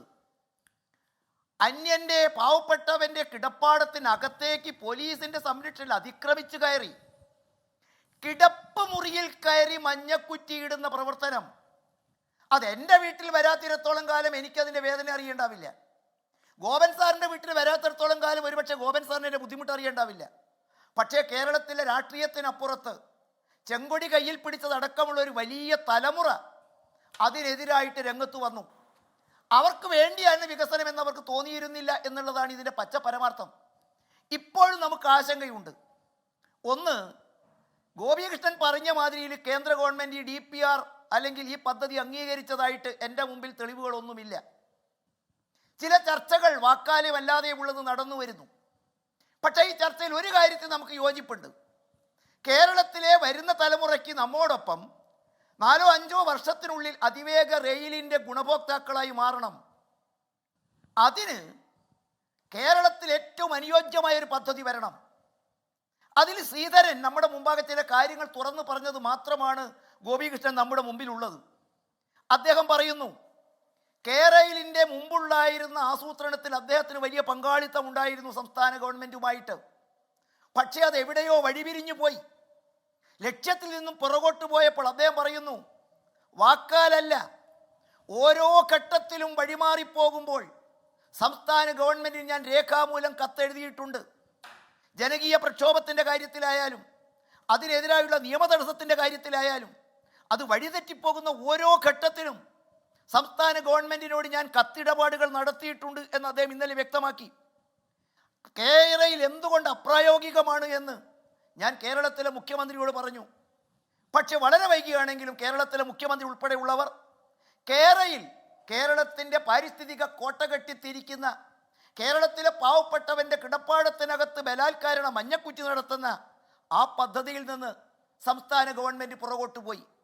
ഇപ്പോൾ സംസ്ഥാന ഗവൺമെൻറ് പ്രഖ്യാപിച്ചിരിക്കുന്ന RRT ആണോ അതല്ല മറ്റതാണോ പ്രായോഗികമെന്ന് അറിയണമെങ്കിൽ RRT എവിടെയാണ് ചർച്ച ചെയ്യപ്പെട്ടത്? RRTയുടെ വിശദാംശങ്ങൾ എവിടെയാണ് പുറത്തു വന്നിരിക്കുന്നത്? RRT കേവലം പേര് മാറ്റിയതാണോ? RRTക്ക് എത്രമാത്രം ഭൂമി ഏറ്റെടുക്കേണ്ടി വരും? RRTക്ക് എത്രമാത്രം തുക ചെലവഴിക്കേണ്ടി വരും? ഒരു കാര്യം ഞാൻ ഉറക്കെ പറയാം. അല്ല, അതിനകത്ത് ജയേന്ദ്ര മാസ്റ്റർ അതിനകത്ത് ഒറ്റ കാര്യം പറഞ്ഞിട്ട്, അതായത് കേരയിൽ പദ്ധതിക്ക് സാങ്കേതിക തടസ്സങ്ങൾ പറയുകയും എന്നാൽ ഈ ശ്രീധരൻ മുന്നോട്ട് വയ്ക്കുന്ന അതിവേഗ പാതയ്ക്ക് അനുമതി നൽകാൻ തയ്യാറെടുക്കുകയും ചെയ്യുമ്പോൾ ഇത് രണ്ടിൻ്റെയും ഉടമസ്ഥതയിൽ ഉണ്ടാകുന്ന വ്യത്യാസം കൂടി ചർച്ച ചെയ്യപ്പെടേണ്ടതല്ലേ? കാരണം ഒന്നിനകത്ത് 51% ഓഹരി സംസ്ഥാന സർക്കാരിനും, എന്നാൽ ശ്രീധരൻ കൊണ്ടുവരുന്ന പദ്ധതിക്ക് 51% ഓഹരി കേന്ദ്ര സർക്കാരിനും. അങ്ങനെ കേന്ദ്രത്തിൻ്റെ നിയന്ത്രണത്തിലുള്ള ഒരു പദ്ധതി നടപ്പാക്കാൻ ശ്രമിക്കുന്നു എന്ന രാഷ്ട്രീയം കൂടി അതിന് പിന്നിലുണ്ട് എന്നാണല്ലോ വിമർശനം. ഗോപികൃഷ്ണൻ, കേരളം ആരുടേതാണ്? കേരളത്തിൽ മരണം വരെ CPM ആയിരിക്കുമെന്ന് നമുക്ക് ഉറപ്പുണ്ടോ? കേന്ദ്രത്തിൽ മരണം വരെ BJP ആയിരിക്കുമെന്ന് നമുക്ക് ഉറപ്പുണ്ടോ? അങ്ങനെയില്ലല്ലോ. കേരളം വേറെ കേന്ദ്രം വേറെ എന്നൊരു ചർച്ചയ്ക്ക് നമ്മൾ കൊണ്ടുപോകണോ? മാത്രമല്ല, ഞാൻ ഒരു കാര്യം കൂടി ഗോപികൃഷ്ണൻ ശ്രദ്ധയിൽപ്പെടുത്തുന്നു. ഇപ്പം എൻ്റെ സുഹൃത്ത് ചോദിച്ചു സംസ്ഥാന ഗവൺമെൻറ്റിൻ്റെ വിശ്വാസം എടുക്കണ്ടേ? വേണം സർ. ഈ സംസ്ഥാന ഗവൺമെന്റിന്, ഇപ്പോഴുള്ള സംസ്ഥാന ഗവൺമെന്റിന്റെ കാലാവധി എന്ന് പറയുന്നത് മാസങ്ങളാണ്. അവർക്ക് എനിക്ക് തോന്നുന്നില്ല 12 കൊല്ലത്തേക്കുള്ള ആധികാരികമായിട്ട് അംഗീകാരം കിട്ടുമോ എന്നുള്ളത് നമുക്ക് കണ്ടറിഞ്ഞതാണ്. ഇനി ഗോപികൃഷ്ണൻ ചോദിച്ച കാര്യം ഞാൻ ഗോപികൃഷ്ണനോട് പറയുന്നു, ഇത് മാത്രം പോരാ ഗോപികൃഷ്ണൻ, ചെലവിൻ്റെ കാര്യം മാത്രം പോരാ. ഞാൻ ഒരു കാര്യം താങ്കോട്ട് പറയട്ടെ, 86,000 കോടി രൂപ മുതൽ 1 കോടി രൂപ വരെ മുടക്കുന്ന ഈ പദ്ധതി വയബിൾ ആണോ എന്ന പഠനം നടക്കണ്ടേ? ഇത്രമാത്രം യാത്രക്കാരുണ്ടാകുമോ എന്ന കാര്യത്തിൽ നമുക്ക് ഉറപ്പുവരുത്തേണ്ടേ? ഇതിനാവശ്യമായ മെറ്റീരിയലുകളും ഇതിനാവശ്യമായ കാര്യങ്ങളും ഉണ്ട് എന്ന് നമുക്ക് ഉറപ്പുവരുത്തണ്ടേ? യാത്രക്കാരുടെ എണ്ണത്തിലും അവർക്ക് താങ്ങാവുന്ന ചാർജിലുമായിരിക്കുമെന്ന് ഉൾപ്പെടുത്തുക എന്നും ഭാവിയിൽ വരാൻ പോകുന്ന ആവശ്യം കൂടി കണ്ടറിഞ്ഞുകൊണ്ട് ഇത് ആവശ്യമാണ് എന്ന് ഉറപ്പുവരുത്തണ്ടേ? ഞാൻ താങ്കളുടെ നേരത്തെ പറഞ്ഞൊരു പരാമർശത്തിൽ ഒരു പിശക് ഞാൻ ചൂണ്ടിക്കാണിക്കുന്നത്, എൻ്റെ അറിവിൽ അതിന് DPR തയ്യാറായിട്ടില്ല. കേന്ദ്ര ഗവൺമെൻറ്റുമായി ചില ആശയവിനിമയങ്ങൾ നടന്നിരിക്കുന്നു. മാത്രമല്ല, ഈ ആശയവിനിമയം നടന്നപ്പോൾ ഒരു ഘട്ടത്തിൽ സംസ്ഥാന ഗവൺമെൻറ്റിൻ്റെ കൂടെ അനുമതിയോടുകൂടിയാണ്. ശ്രീധരന് BJPയുടേതായിട്ട് നമ്മൾ ഒതുക്കേണ്ടതില്ല. ഈ ശ്രീധരൻ 10 മാസം മുമ്പ് എന്ന് പറഞ്ഞാൽ BJPക്ക് വേണ്ടി മത്സരിച്ചതിന് ശേഷവും കേരളത്തിലെ മുൻ ചീഫ് സെക്രട്ടറിയുമായിട്ടും കേരള മുഖ്യമന്ത്രിയായിട്ടും KV തോമസുമായിട്ടും അങ്ങോട്ട് ചെന്നും ഇങ്ങോട്ട് വന്നും, ശ്രദ്ധിക്കണം ഗോപികൃഷ്ണൻ, അങ്ങോട്ട് ചെന്നും ഇങ്ങോട്ട് വന്നും ഞങ്ങൾ ചർച്ച നടത്തിയിട്ടുണ്ട്. അവസാനം അത് ഈ ശ്രീധരൻ്റെ പദ്ധതിയാക്കാനായിരുന്നില്ല ശ്രീധരൻ ആവശ്യപ്പെട്ടത്. എന്തായിരുന്നു? ശ്രീധരൻ പറയുന്നു, സംസ്ഥാന മുഖ്യമന്ത്രിയോട് ഒഫീഷ്യലായിട്ട് ഈ ആവശ്യം വെച്ചുകൊണ്ട് കേന്ദ്ര ഗവൺമെൻറ് കത്തെഴുതണമെന്ന് ഞാൻ ആവശ്യപ്പെട്ടു. ഈ ശ്രീധരൻ സംശയം ഉന്നയിക്കുന്നു, അത്തരമൊത്ത് കത്തെഴുതിയിട്ടുണ്ടോ? എനിക്കറിയില്ല, ഞാനത് നിഷേധിക്കാനോ അത് കൊള്ളാനോ ഞാൻ തയ്യാറാവുന്നില്ല. അല്ലല്ല, താങ്കൾ പറഞ്ഞത് ഈ ശ്രീധരന്റെ പദ്ധതിക്ക് DPR ആയിട്ടില്ല എന്നാണോ? ജയേന്ദ്ര മാസ്റ്റർ പറഞ്ഞത് ഈ ശ്രീധരന്റെ പദ്ധതിക്ക് ഒരു DPR ആയിട്ടില്ല എന്നാണോ? ഞാൻ മനസ്സിലാക്കുന്നത് DPR ആയിട്ടില്ലെന്ന് മാത്രമല്ല, അതിന് 5 വർഷമാണ്. ഏതാനും മാസങ്ങൾക്കുള്ളിൽ അദ്ദേഹം പറഞ്ഞത് സംസ്ഥാന ഗവൺമെന്റിന്റെ DPRന് ഏതാണ്ട് 80 കോടിയോളം രൂപ ചെലവ് വരുമെന്നും താൻ തയ്യാറാക്കുന്നതിന് ഡാറ്റകൾ കൈവശമുള്ളത് കൊണ്ട് അതിന് ഏതാണ്ട് 12 കോടിയിൽ താഴെ രൂപ മാത്രമേ ചെലവാവുകയുള്ളൂ എന്നും ഏറ്റവും പെട്ടെന്ന് അത് തയ്യാറാക്കി സമർപ്പിക്കാൻ സാധിക്കുമെന്നും അങ്ങനെ അത് 5 വർഷം കൊണ്ട് പൂർത്തിയാക്കാൻ സാധിക്കുമെന്നുമാണ് അദ്ദേഹത്തിന്റെ വാക്കുകളിലൂടെ ഞാൻ പഠിച്ചത് മനസ്സിലാക്കിയത്. ഇവിടെ നമ്മുടെ മുമ്പിൽ ഇത്രയേ ഉള്ളൂ ഗോപികൃഷ്ണൻ പ്രശ്നം. അതെ, ഈ ഇതിൽ നമ്മുടെ മുമ്പിൽ അത്രയേ ഉള്ളൂ. എൻ്റെ സുഹൃത്ത് ഈ ചർച്ചയ്ക്കിടയിൽ രാഷ്ട്രീയം കൊണ്ടാവാം ഗോപൻ ചില പച്ചക്കള്ളങ്ങൾ പറഞ്ഞു. സർ, ഒരു കാലഘട്ടത്തിൽ കേരളത്തിലെ 6 വരിപ്പാത തടസ്സപ്പെടുത്തിയത് നിങ്ങളായിരുന്നു. നിങ്ങൾ പ്രതിപക്ഷത്തായപ്പോൾ നിങ്ങൾ കേരളത്തിലെ വികസനം തകർക്കാൻ ശ്രമിച്ചു. പൈപ്പ് ഗെയിലിനെതിരായിട്ടുള്ള പ്രക്ഷോഭം നടത്തിയത് അന്ന് ഇപ്പോഴത്തെ പ്രതിപക്ഷമല്ല, അതും നിങ്ങളായിരുന്നു. കമ്പ്യൂട്ടറിനെ എതിർത്ത മാതിരിയിൽ വികസനത്തെ മുഴുവൻ മുച്ചിട്ട് നിങ്ങൾ പ്രതിപക്ഷത്തിരിക്കുമ്പോൾ നിങ്ങൾ വികസനം തടസ്സപ്പെടുത്തി. ഞാൻ അതിന്റെ ബൈറ്റുകളും ഞാൻ അതിന്റെ തെളിവുകളും ഹാജരാക്കാം. ഓർമ്മയുണ്ട് ജയേന്ദ്ര മാസ്റ്റർ, ഈ എക്സ്പ്രസ് ഹൈവേ എന്ന ആശയം വന്നപ്പോൾ കേരളത്തിൽ ഉടലെടുത്ത സമരങ്ങളും പ്രതിഷേധങ്ങളും പ്രക്ഷോഭങ്ങളും ഒക്കെ നമുക്ക് ഓർമ്മയുണ്ടല്ലോ. ഓക്കെ അല്ല, അത് അദ്ദേഹം പറഞ്ഞത് ഞാൻ തിരുത്തിയെന്ന് മാത്രം. ഇവിടെ ഇപ്പോൾ നമ്മുടെ മുമ്പിൽ ഇരിക്കുന്ന ഒരു കാര്യം കൂടി പിന്നെ ഗോപികൃഷ്ണൻ ഞാൻ തിരുത്തണം. 40% സംസ്ഥാനം എല്ലാത്തിനും നൽകുന്നുണ്ടോ? ഇപ്പൊ കേന്ദ്രം സംസ്ഥാനത്തിന് ഭൂമി ഏറ്റെടുക്കുന്നതിൽ 5 നയ പൈസയും കൊടുക്കാൻ പറ്റില്ല എന്ന് ഗഡ്കരിയോട് പറഞ്ഞോ? ഗഡ്കരി അതും ആക്സെപ്റ്റ് ചെയ്തുവോ?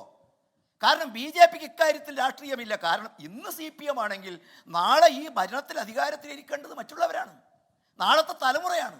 അതുകൊണ്ട് CPM എന്ന അർത്ഥത്തിൽ അതിന് തള്ളിക്കളയാനില്ല.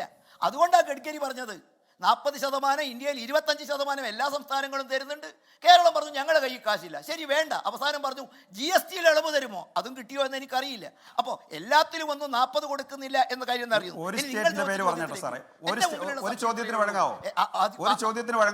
അഭിപ്രായം ശ്രീ ഗോപികൃഷ്ണൻ, ഒരു ചോദ്യം അല്ല സാർ, ഇനിയും സമയമുണ്ടല്ലോ. ജയേന്ദ്ര മാസ്റ്ററോടുള്ള ചോദ്യമാണ്. മാസ്റ്റർ വഴങ്ങുകയാണെങ്കിൽ മാത്രം ഒറ്റ ചോദ്യം, പെട്ടെന്ന് അതൊരു മിനിറ്റിൽ ഒതുങ്ങല്. പെട്ടെന്ന് സാർ. 1 മിനിറ്റ് വേണ്ട, 30 സെക്കൻഡ് മതി. ഇന്ത്യ രാജ്യത്ത് ഏതെങ്കിലും സ്റ്റേറ്റിൽ സംസ്ഥാന ഗവൺമെന്റ് നാഷണൽ ഹൈവേയുടെ നിർമ്മിതി നടക്കുന്നിടത്ത് ഭൂമിക്ക് പണം കൊടുത്ത കേരളമല്ലാതെ രണ്ടാമത്തെ ഒരു സ്റ്റേറ്റിന്റെ പേര് അദ്ദേഹം പറഞ്ഞാട്ടെ. കർണാടക മുതൽ പല സ്റ്റേറ്റ് സംസ്ഥാനമുണ്ട്. ഞാൻ രാജു പി നായർ പറഞ്ഞു കർണാടക ഉൾപ്പെടെ 50% കൊടുക്കുന്ന സ്ഥലമുണ്ട്. ഒരു സ്റ്റേറ്റും കൊടുത്തിട്ടില്ല സാർ. കൊടുക്കുന്ന സ്ഥലമുണ്ട്. ഒറ്റ സ്റ്റേറ്റും ഞാൻ ഈ ചർച്ച കൊടുത്തിട്ടില്ല. അവസാനിക്കുന്നതിന് മുമ്പ് സ്റ്റേറ്റും വിഹിതവും ഞാൻ നിങ്ങളുടെ മുമ്പാകെ വെക്കാം. ഒറ്റ സ്റ്റേറ്റും കൊടുത്തിട്ടില്ല. നാഷണൽ ഹൈവേയുടെ ഭൂമി എടുക്കാൻ ഒരു സ്റ്റേറ്റും പൈസ കൊടുത്തിട്ടില്ല. ഗോപൻ പ്ലീസ് പ്ലീസ് പ്ലീസ്, ഒരു നല്ല നിലയ്ക്ക് നമ്മൾ ചർച്ച മുമ്പോട്ട് കൊണ്ടുപോകാൻ. ഗോപൻ, നിങ്ങൾ പറഞ്ഞപ്പോൾ ഞാൻ വഴങ്ങി. ഇനി നിങ്ങൾ ചോദിച്ചോ, ഞാൻ എൻ്റെ അവസരം വരുമ്പോൾ ഞാൻ നോട്ട് ചെയ്ത് മറുപടി തരും. അതിന് തയ്യാറായിട്ട് തന്നെയാണ് ഞാൻ വന്നത്. ഇനി ഇവിടെ ഗോപികൃഷ്ണൻ്റെ നമ്മുടെ മുമ്പുള്ള ചോദ്യം, ഓട്ടക്കാലാണ് കയ്യിലില്ലാത്ത സംസ്ഥാന ഗവൺമെന്റ് 3 തുരങ്കപാതകളും 3 എടുത്താ പൊങ്ങാത്ത പദ്ധതികളും പ്രഖ്യാപിച്ചിരിക്കുന്നു. തിരുവമ്പാടി മേപ്പാടി തുരങ്കപാത, മേപ്പാടിയുടെ മണ്ണിലൂടെ 2134 കോടി രൂപയ്ക്ക് നമുക്ക് താങ്ങുന്നു. ബജറ്റിൽ പറഞ്ഞു തേനി കട്ടപ്പനയിൽ നിന്ന് തേനിയിലേക്ക് അങ്ങ് തമിഴ്നാട്ടിലേക്ക് 3ാമത് ഭൂമി കുഴിച്ചുള്ള ഒരു പാത. ഇപ്പോൾ വേറെ ഒന്നുകൂടി ഉണ്ട്, ഫോർട്ട് കൊച്ചി വൈപ്പിൻ ഭൂഗർഭ തുരങ്കപാത 2672 കോടി രൂപ. ഇത്രയും എടുങ്ങാപ്പൊന്നാത്ത പദ്ധതികൾ അവസാനം പ്രഖ്യാപിക്കുന്ന നടപ്പിൽ വരുത്താൻ വേണ്ടി തന്നെയാണോ? ആ പദ്ധതിയുടെ വിശദാംശങ്ങൾ ആരെങ്കിലും പരിശോധിച്ചിട്ടുണ്ടോ? അതിനെക്കുറിച്ചുള്ള ഏതെങ്കിലും തരത്തിലുള്ള പഠനങ്ങൾ, അതിന്റെ വയബിലിറ്റി, അതിലെ യാത്രക്കാരുടെ എണ്ണം. ജയേന്ദ്രമാസ്റ്റർ, അത് തന്നെയാണ് കേരളത്തിലെ പ്രതിപക്ഷവും പറഞ്ഞത്. അവസാന സമയങ്ങളിൽ ഈ പ്രഖ്യാപിക്കുന്ന പദ്ധതിയൊക്കെ ആരുടെ തലയിൽ കെട്ടിവെക്കാനാണെന്ന് പ്രതിപക്ഷ നേതാവ് ചോദിച്ചു നോക്കി ഇതിന്റെ ഭാഗമാണ്. ഏതായാലും അത് നമുക്ക് ചർച്ച ചെയ്യാം. കേരളത്തിന്റെ വികസനത്തിന്റെ പൊതുവായ കാര്യങ്ങളിൽ രാഷ്ട്രീയാതീതമായി അല്ലെങ്കിൽ രാഷ്ട്രീയത്തിന് അപ്പുറത്ത് നമുക്കതിന്റെ സാധ്യതകൾ യാഥാർത്ഥ്യമാക്കാനുള്ള സാധ്യതകൾ കൂടി പരിശോധിക്കപ്പെടേണ്ടതാണ്. എന്നാൽ രാഷ്ട്രീയമാണ് എപ്പോഴും ഇതിനെല്ലാം തടസ്സം നിൽക്കും. ഞാൻ ശ്രീ രാജു പി നായരിലേക്കായിരിക്കും വരും ഇടവേളയ്ക്ക് ശേഷം. വളരെ പെട്ടെന്ന് ശ്രീ രാജു പി നായർ, ഈ കേരയിൽ പദ്ധതി നടപ്പാക്കാതിരിക്കുന്നതിനെ കുറിച്ച് CPM സംസ്ഥാന സെക്രട്ടറി സംസാരിച്ചപ്പോൾ പറഞ്ഞത് കേന്ദ്രം അനുവാദം നൽകാത്തതുകൊണ്ട് ആ പദ്ധതി നടപ്പായില്ല, അതിന് പിന്നിൽ രാഷ്ട്രീയമുണ്ട് എന്നാണ്.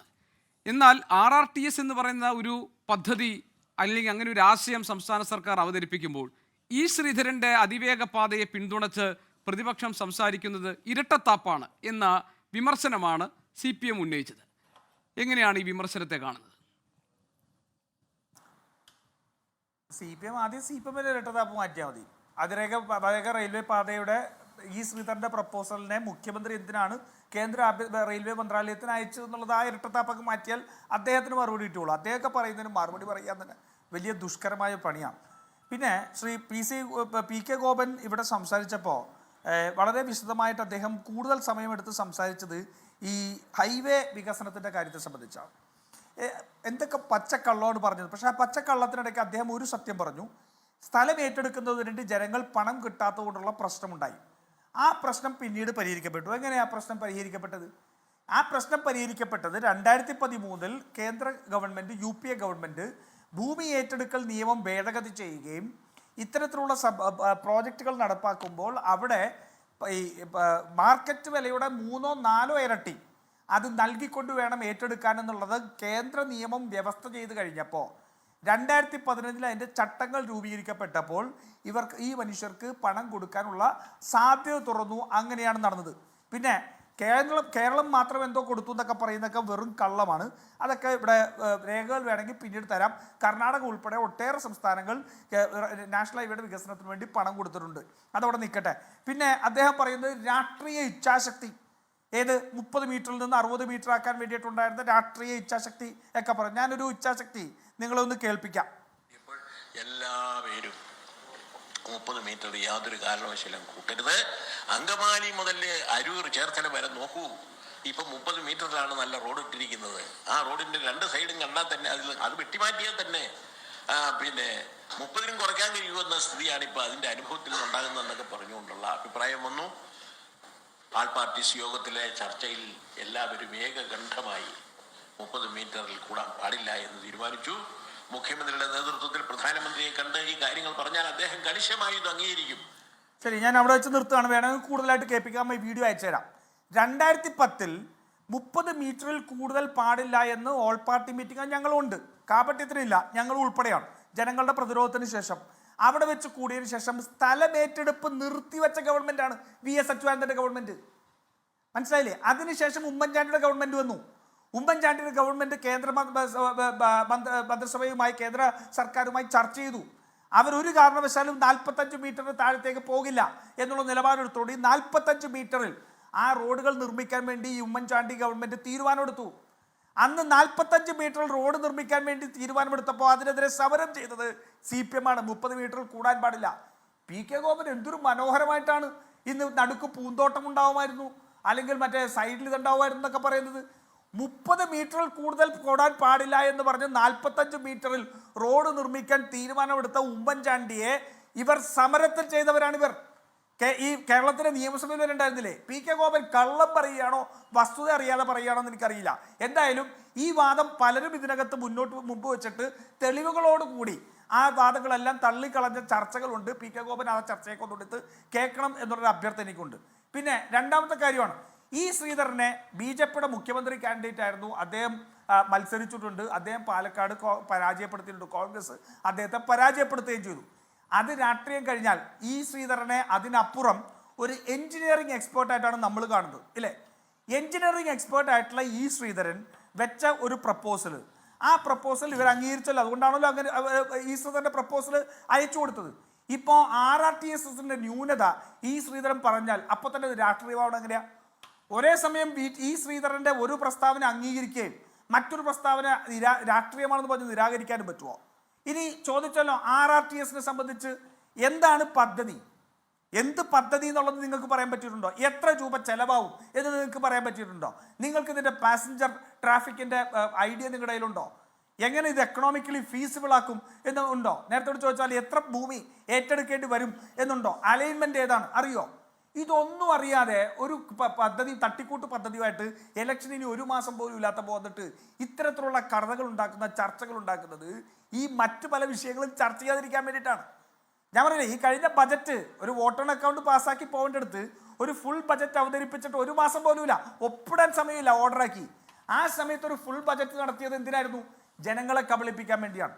ആ കാപട്യവും കബളിപ്പിക്കലുമായിട്ടാണ് ഇപ്പോൾ ഇറങ്ങിയിരിക്കുന്നത്. എന്തായാലും ഈ ശ്രീ PK ഗോപൻ സിൽവർ ലൈനിൽ പാരിസ്ഥിതിക പ്രശ്നങ്ങൾ ഉണ്ടായിരുന്നു എന്നുള്ളതും അത് ഉപേക്ഷിക്കേണ്ടി വന്നത് അതുകൊണ്ടാണെന്നുള്ളതും അംഗീകരിക്കുന്നത് പ്രതിപക്ഷത്തിനെ സംബന്ധിച്ചിടത്തോളം നിങ്ങൾ ഞങ്ങളെ അംഗീകരിക്കുന്നത് തുല്യമാണ്. കാരണം ഒട്ടേറെ ചർച്ചകളിൽ ഞാൻ ഉൾപ്പെടെ വന്നിരുന്നു. അന്ന് ശ്രീ PK ഗോപൻ ചർച്ചകൾക്ക് വരാറുണ്ടായിരുന്നില്ല. വന്നിരുന്ന് ഈ എംബാങ്ക്മെൻറ്റിൻ്റെയും ഭിത്തിയുടെയും കാര്യമെല്ലാം പറഞ്ഞ്, കേരളത്തിൻ്റെ ടെറൈൻ്റെ കാര്യം പറഞ്ഞ്, കേരളത്തിൽ മറ്റൊരു ഡാമായി ഇത് മാറുമെന്നുള്ളതും ഒരു ജലബോംബായി ഇത് പൊട്ടിത്തെറിക്കുന്ന സാഹചര്യം ഉണ്ടാകും എന്നുള്ളതും ഞങ്ങളെല്ലാം ബാധിച്ചവരാണ്. അന്ന് അതൊന്നും അല്ല, പരിസ്ഥിതിക്ക് ഏറ്റവും അനുയോജ്യമാണെന്നും നിങ്ങൾ ഈ സിൽവർ ലൈൻ നിങ്ങൾ നടപ്പാക്കിയേ അടങ്ങൂ എന്നുള്ളതും ഞങ്ങളെല്ലാം വികസന വിരോധികളാണ് എന്നും പറഞ്ഞത് നിങ്ങളായിരുന്നു. അതൊക്കെ കട്ടയും പട്ടവും മടക്കിയൊക്കെ മാറ്റി വെച്ചല്ലോ അല്ലേ? ഇനിയിപ്പോൾ നമുക്ക് RRTSനെ കുറിച്ച് സംസാരിക്കാം. RRTSന്റെ വ്യക്തത കൊണ്ടുപോവാ, നിങ്ങൾ DPR കൊണ്ടുപോവാ, നിങ്ങളുടെ പാസഞ്ചർ ട്രാഫിക്കിന്റെ ബാക്കി കാര്യങ്ങൾ കൊണ്ടുപോവാ, എന്നിട്ട് സംസാരിക്കാം. പക്ഷെ അപ്പോൾ സംസാരിക്കണമെങ്കിൽ നിങ്ങൾ ഭരണത്തിലുണ്ടാവില്ല എന്നുള്ളത് മാത്രമേ ഉള്ളൂ. വിദ്യയായിട്ട് ഈ തെരഞ്ഞെടുപ്പിൽ വിവാദങ്ങൾ ഉണ്ടാക്കാൻ നോക്കരുത്. ഡോക്ടർ PK ഗോപൻ പെട്ടെന്നൊരു മറുപടി.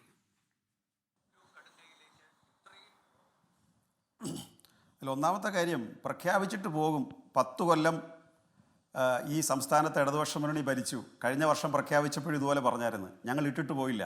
അതുപോലെ കേരളത്തിലെ ഗവൺമെൻറ്റിന് 5 വർഷവും കേന്ദ്ര ഗവൺമെൻറ്റിന് 15 വർഷമൊന്നുമില്ല, എല്ലാം 5 വർഷം വീതമേ ഉള്ളൂ. രണ്ടാമത്, ഈ സിൽവർ ലൈൻ പാരിസ്ഥിതിക പ്രശ്നം കൊണ്ടല്ല മാറ്റുന്നത്, കേന്ദ്രാനുമതി ഇല്ലാത്തത് കൊണ്ടാണ്. പാരിസ്ഥിതിക ആഘാതമൊക്കെ അതിന് കുറയ്ക്കാവുന്ന കാര്യമേ ഉള്ളൂ. പിന്നെ VSന്റെ പ്രസംഗം കേരളത്തിൽ 4 വരി പാതയുടെ കാലത്താണ് 30 മീറ്റർ മതി എന്ന് പറഞ്ഞത്. VSന്റെ അന്നത്തെ പ്രസംഗമാണ് നിങ്ങളിപ്പോൾ എടുത്തിട്ടിരിക്കുന്നത്. 6 വരി പാതയുടെ കാലത്ത് 30 മീറ്റർ എന്ന് CPM പറഞ്ഞിട്ടില്ല. പിന്നെ പച്ചക്കള്ളമെന്ന് അദ്ദേഹം പറഞ്ഞത് യോജിക്കുന്നത് സ്വന്തം നേതാവിനാണ്. രാവിലെ ഒന്ന് പറയും, ഉച്ചയ്ക്ക് വേറൊന്ന് പറയും, വൈകിട്ട് വേറൊന്ന് പറയും. സോഷ്യൽ മീഡിയ വഴി അദ്ദേഹം പൊളിഞ്ഞടുക്കിക്കൊണ്ടിരിക്കുകയാണ്. പിന്നെ ഈ ജലബോംബിന്റെ കാര്യമൊക്കെ പറഞ്ഞത് ഗ്യാസ് ലൈനിന്റെ കാലത്താണ്. ഗ്യാസ് പൈപ്പ് ലൈനാണ് ബോംബ് താഴെ കുടിച്ചിട്ടിരിക്കുന്നു പറഞ്ഞ് അതിനെ കോൺഗ്രസ് തടഞ്ഞത് അങ്ങനെയാണ്. അല്ലല്ല, ഞാൻ സംസാരിച്ചുകൊണ്ടിരിക്കുക, അങ്ങനെ ഇടയ്ക്ക് വരണ്ട. നിങ്ങൾ സംസാരിച്ചപ്പോൾ ഞാൻ ഇടയ്ക്ക് പെട്ടില്ല. ശ്രീ ഗോപികൃഷ്ണൻ, ഇത് ശരിയല്ല. ഒന്നാമത് സമയമില്ല. അടുത്തത് സുപ്രീം കോടതി ബാങ്ക് വായ്പ എഴുതി തള്ളണമെന്ന് പറഞ്ഞ പൈസ പോലും എഴുതി തള്ളാത്തവരും ചൂരൽമലയിലെ പണം പിരിച്ചിട്ട് അത് മോഷ്ടിച്ചുകൊണ്ട് പോയവരും തമ്മിൽ കേരളത്തിലെ വികസന പ്രവർത്തനത്തിന് പണത്തെക്കുറിച്ച് ചർച്ച ചെയ്യുമ്പോൾ വലിയ തമാശയാണ് തോന്നുന്നത്. അതുകൊണ്ട് ഈ ഓട്ടക്കാരുടെ കയ്യിലില്ലാത്തവർ എന്ത് ചെയ്യുമെന്നൊക്കെ ചോദിച്ചാൽ പിന്നെ എങ്ങനെയാ ഞങ്ങൾ 62 ലക്ഷം പേർക്ക് പെൻഷൻ കൊടുത്തുകൊണ്ടിരിക്കുന്നത്? നിങ്ങൾ 10 പൈസ തരുന്നില്ലല്ലോ. ഞങ്ങളെങ്ങനെ 937 സ്കൂൾ കെട്ടിടങ്ങൾ കെട്ടിടങ്ങൾ പൂർത്തീകരിച്ചത്? നിങ്ങൾ 10 പൈസ തരുന്നില്ലല്ലോ. ഞങ്ങൾ അങ്ങനെ ആശുപത്രി കെട്ടിടങ്ങൾ പൂർത്തീകരിച്ചത് നിങ്ങൾ 10 പൈസ തരുന്നില്ലല്ലോ. നിങ്ങൾ ഈ കേരളത്തിൽ നിന്ന് പിരിച്ചുകൊണ്ട് പോകുന്ന പൈസ ഇല്ല, നിങ്ങളുടെയൊക്കെ സൗജന്യം കൊണ്ടാണോ കേരളത്തിൽ ഞങ്ങൾ ചോദിക്കുന്നത്? കേരളത്തിൽ നിന്ന് പിരിച്ചു കൊണ്ടുപോകുന്ന പണം നിങ്ങൾ തരുന്നില്ല. നിങ്ങൾ കേരളത്തിന് 37% പൈസ തിരിച്ചു തരുന്നത്, നിങ്ങൾ ബീഹാറിന് 70% പൈസ കൊടുക്കുന്നത്. നിങ്ങളുടെ കടുത്ത ഭീഷണിയും കടുത്ത പ്രതിരോധവും കടുത്ത ഉപരോധവും അതിജീവിച്ചുകൊണ്ടാണ് കേരളത്തിൽ ഈ വികസന പോത്ത് നടത്തുന്നത്. അതുകൊണ്ട് സംസ്ഥാന ഗവൺമെൻറ് ഈ അതിവേഗ റെയിൽവേ പാതയ്ക്ക് ഈ ശ്രീധരൻ സാറ് തന്ന ഒരു പ്രപ്പോസൽ കേന്ദ്രത്തിന് അയച്ചാൽ അത് നിങ്ങൾ അനുവദിക്കത്തില്ല. മറിച്ച് ഈ ശ്രീധരൻ തനിയെ ഒരു പ്രപ്പോസൽ എന്നാൽ അനുവദിക്കുമെന്നും അതിന് പ്രതിപക്ഷ നേതാവ് പിന്തുണയ്ക്കുകയും ചെയ്യുന്നത് നിങ്ങൾ തമ്മിലുള്ള ഈ രഹസ്യ കച്ചവടവും കൂട്ടുകച്ചവടവും ഒന്നും കേരളത്തിലെ വികസനത്തിനകത്ത് ഉപയോഗിക്കരുത്. നിങ്ങൾ വോട്ട് പിടിക്കാൻ അത് ഉപയോഗിക്കുക, മറിച്ച് കേരളത്തിലെ വികസനത്തിനകത്ത് അത് ഉപയോഗിക്കാൻ നല്ല കാര്യമില്ല. പിന്നെ സമയത്തിന്റെ പ്രശ്നമുണ്ട്, അതുകൊണ്ടാണ്.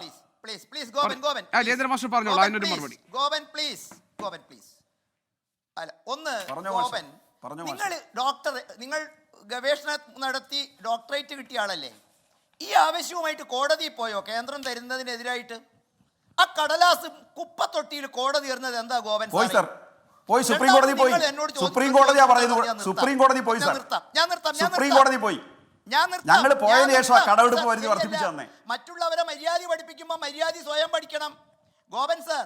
മറ്റുള്ളവരെ മര്യാദ പഠിപ്പിക്കുമ്പോൾ സ്വയം മര്യാദ പാലിക്കണം. പിന്നെ നിങ്ങൾ പറഞ്ഞു കേരളമല്ലാതെ ഏത് സ്റ്റേറ്റ് ആണ് പണം കൊടുക്കുന്നത്? ഗോപൻ സാറിന് അറിയുമോ? എന്റെ സമയം സാർ ചോദിച്ചു വാങ്ങിച്ചതാ, എന്നിട്ട് എന്നെ മര്യാദ പഠിപ്പിക്കാൻ വരില്ലേ?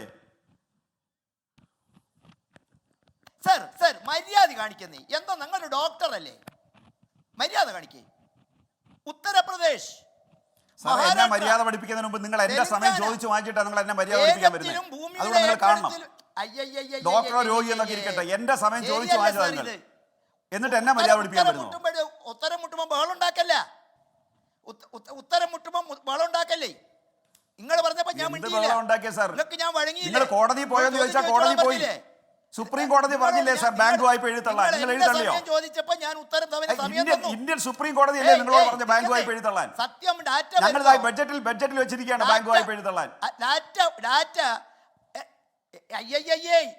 നിങ്ങളൊരു ഡോക്ടർ അല്ലേ സാർ? ഇങ്ങനെ ചർച്ചയ്ക്ക് ഇടപെടുന്നത് ശരിയുണ്ടോ? നിങ്ങളോട് ഞാൻ പറഞ്ഞത് പച്ചക്കള്ളം നിങ്ങൾ പറഞ്ഞതിന് ഞാൻ പൊളിച്ചെടുക്കുമ്പോൾ നിങ്ങളെന്തിനാ അസ്വസ്ഥനാവുന്നത്? ഇനി ഞാൻ ചോദിക്കട്ടെ സാർ, കേന്ദ്ര ഗവൺമെന്റ് സാമ്പത്തിക വിനിമയം നടത്തുന്നത് എന്റെ ചോദ്യത്തിന് ഉത്തരം പറ സാറേ. നിങ്ങൾ ചോദിച്ചതിന് ഞാൻ ഉത്തരം പറഞ്ഞു. നിങ്ങൾ കോടതി പോയോ എന്ന് ചോദിച്ചു, ഞാൻ പറഞ്ഞു കോടതി പോയെന്ന്. ശരി, ഏതായാലും സമയം കുറച്ച് കടന്നുപോയി. ഏതായാലും ഈ പുതിയ പദ്ധതികൾ വരുമ്പോൾ, അത് കേരളത്തിന്റെ വികസന പദ്ധതികളായി മാറുമ്പോൾ അതിന് രാഷ്ട്രീയത്തിന് അതീതമായി നമ്മൾ ഒറ്റക്കെട്ടായി നിൽക്കണമെന്ന് പറയുമ്പോഴും അതിൽ ആ പദ്ധതികൾ വരാതിരിക്കുന്നതിനും പുതിയ പദ്ധതികൾ കൊണ്ടുവരുന്നതിനും പിന്നിൽ രാഷ്ട്രീയം പ്രവർത്തിക്കുന്നുണ്ടോ? അങ്ങനെയാണെങ്കിൽ കേരളം എന്ത് നിലപാട് സ്വീകരിക്കണം എന്ന് തുടങ്ങി ധാരാളം കാര്യങ്ങൾ ചർച്ച ചെയ്യപ്പെടേണ്ടതാണ്. ഏതായാലും സിൽവർ ലൈൻ ഇല്ല എന്ന് ഉറപ്പാകുന്നു. ഇനി RRTS ആണോ അതോ ഈ ശ്രീധരന്റെ അതിവേഗ റെയിൽ പദ്ധതിയാണോ?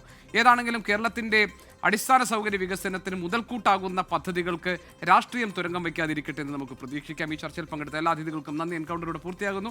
മറ്റൊരു വിഷയമായി നാളെ ഇതേ സമയം. നമസ്കാരം.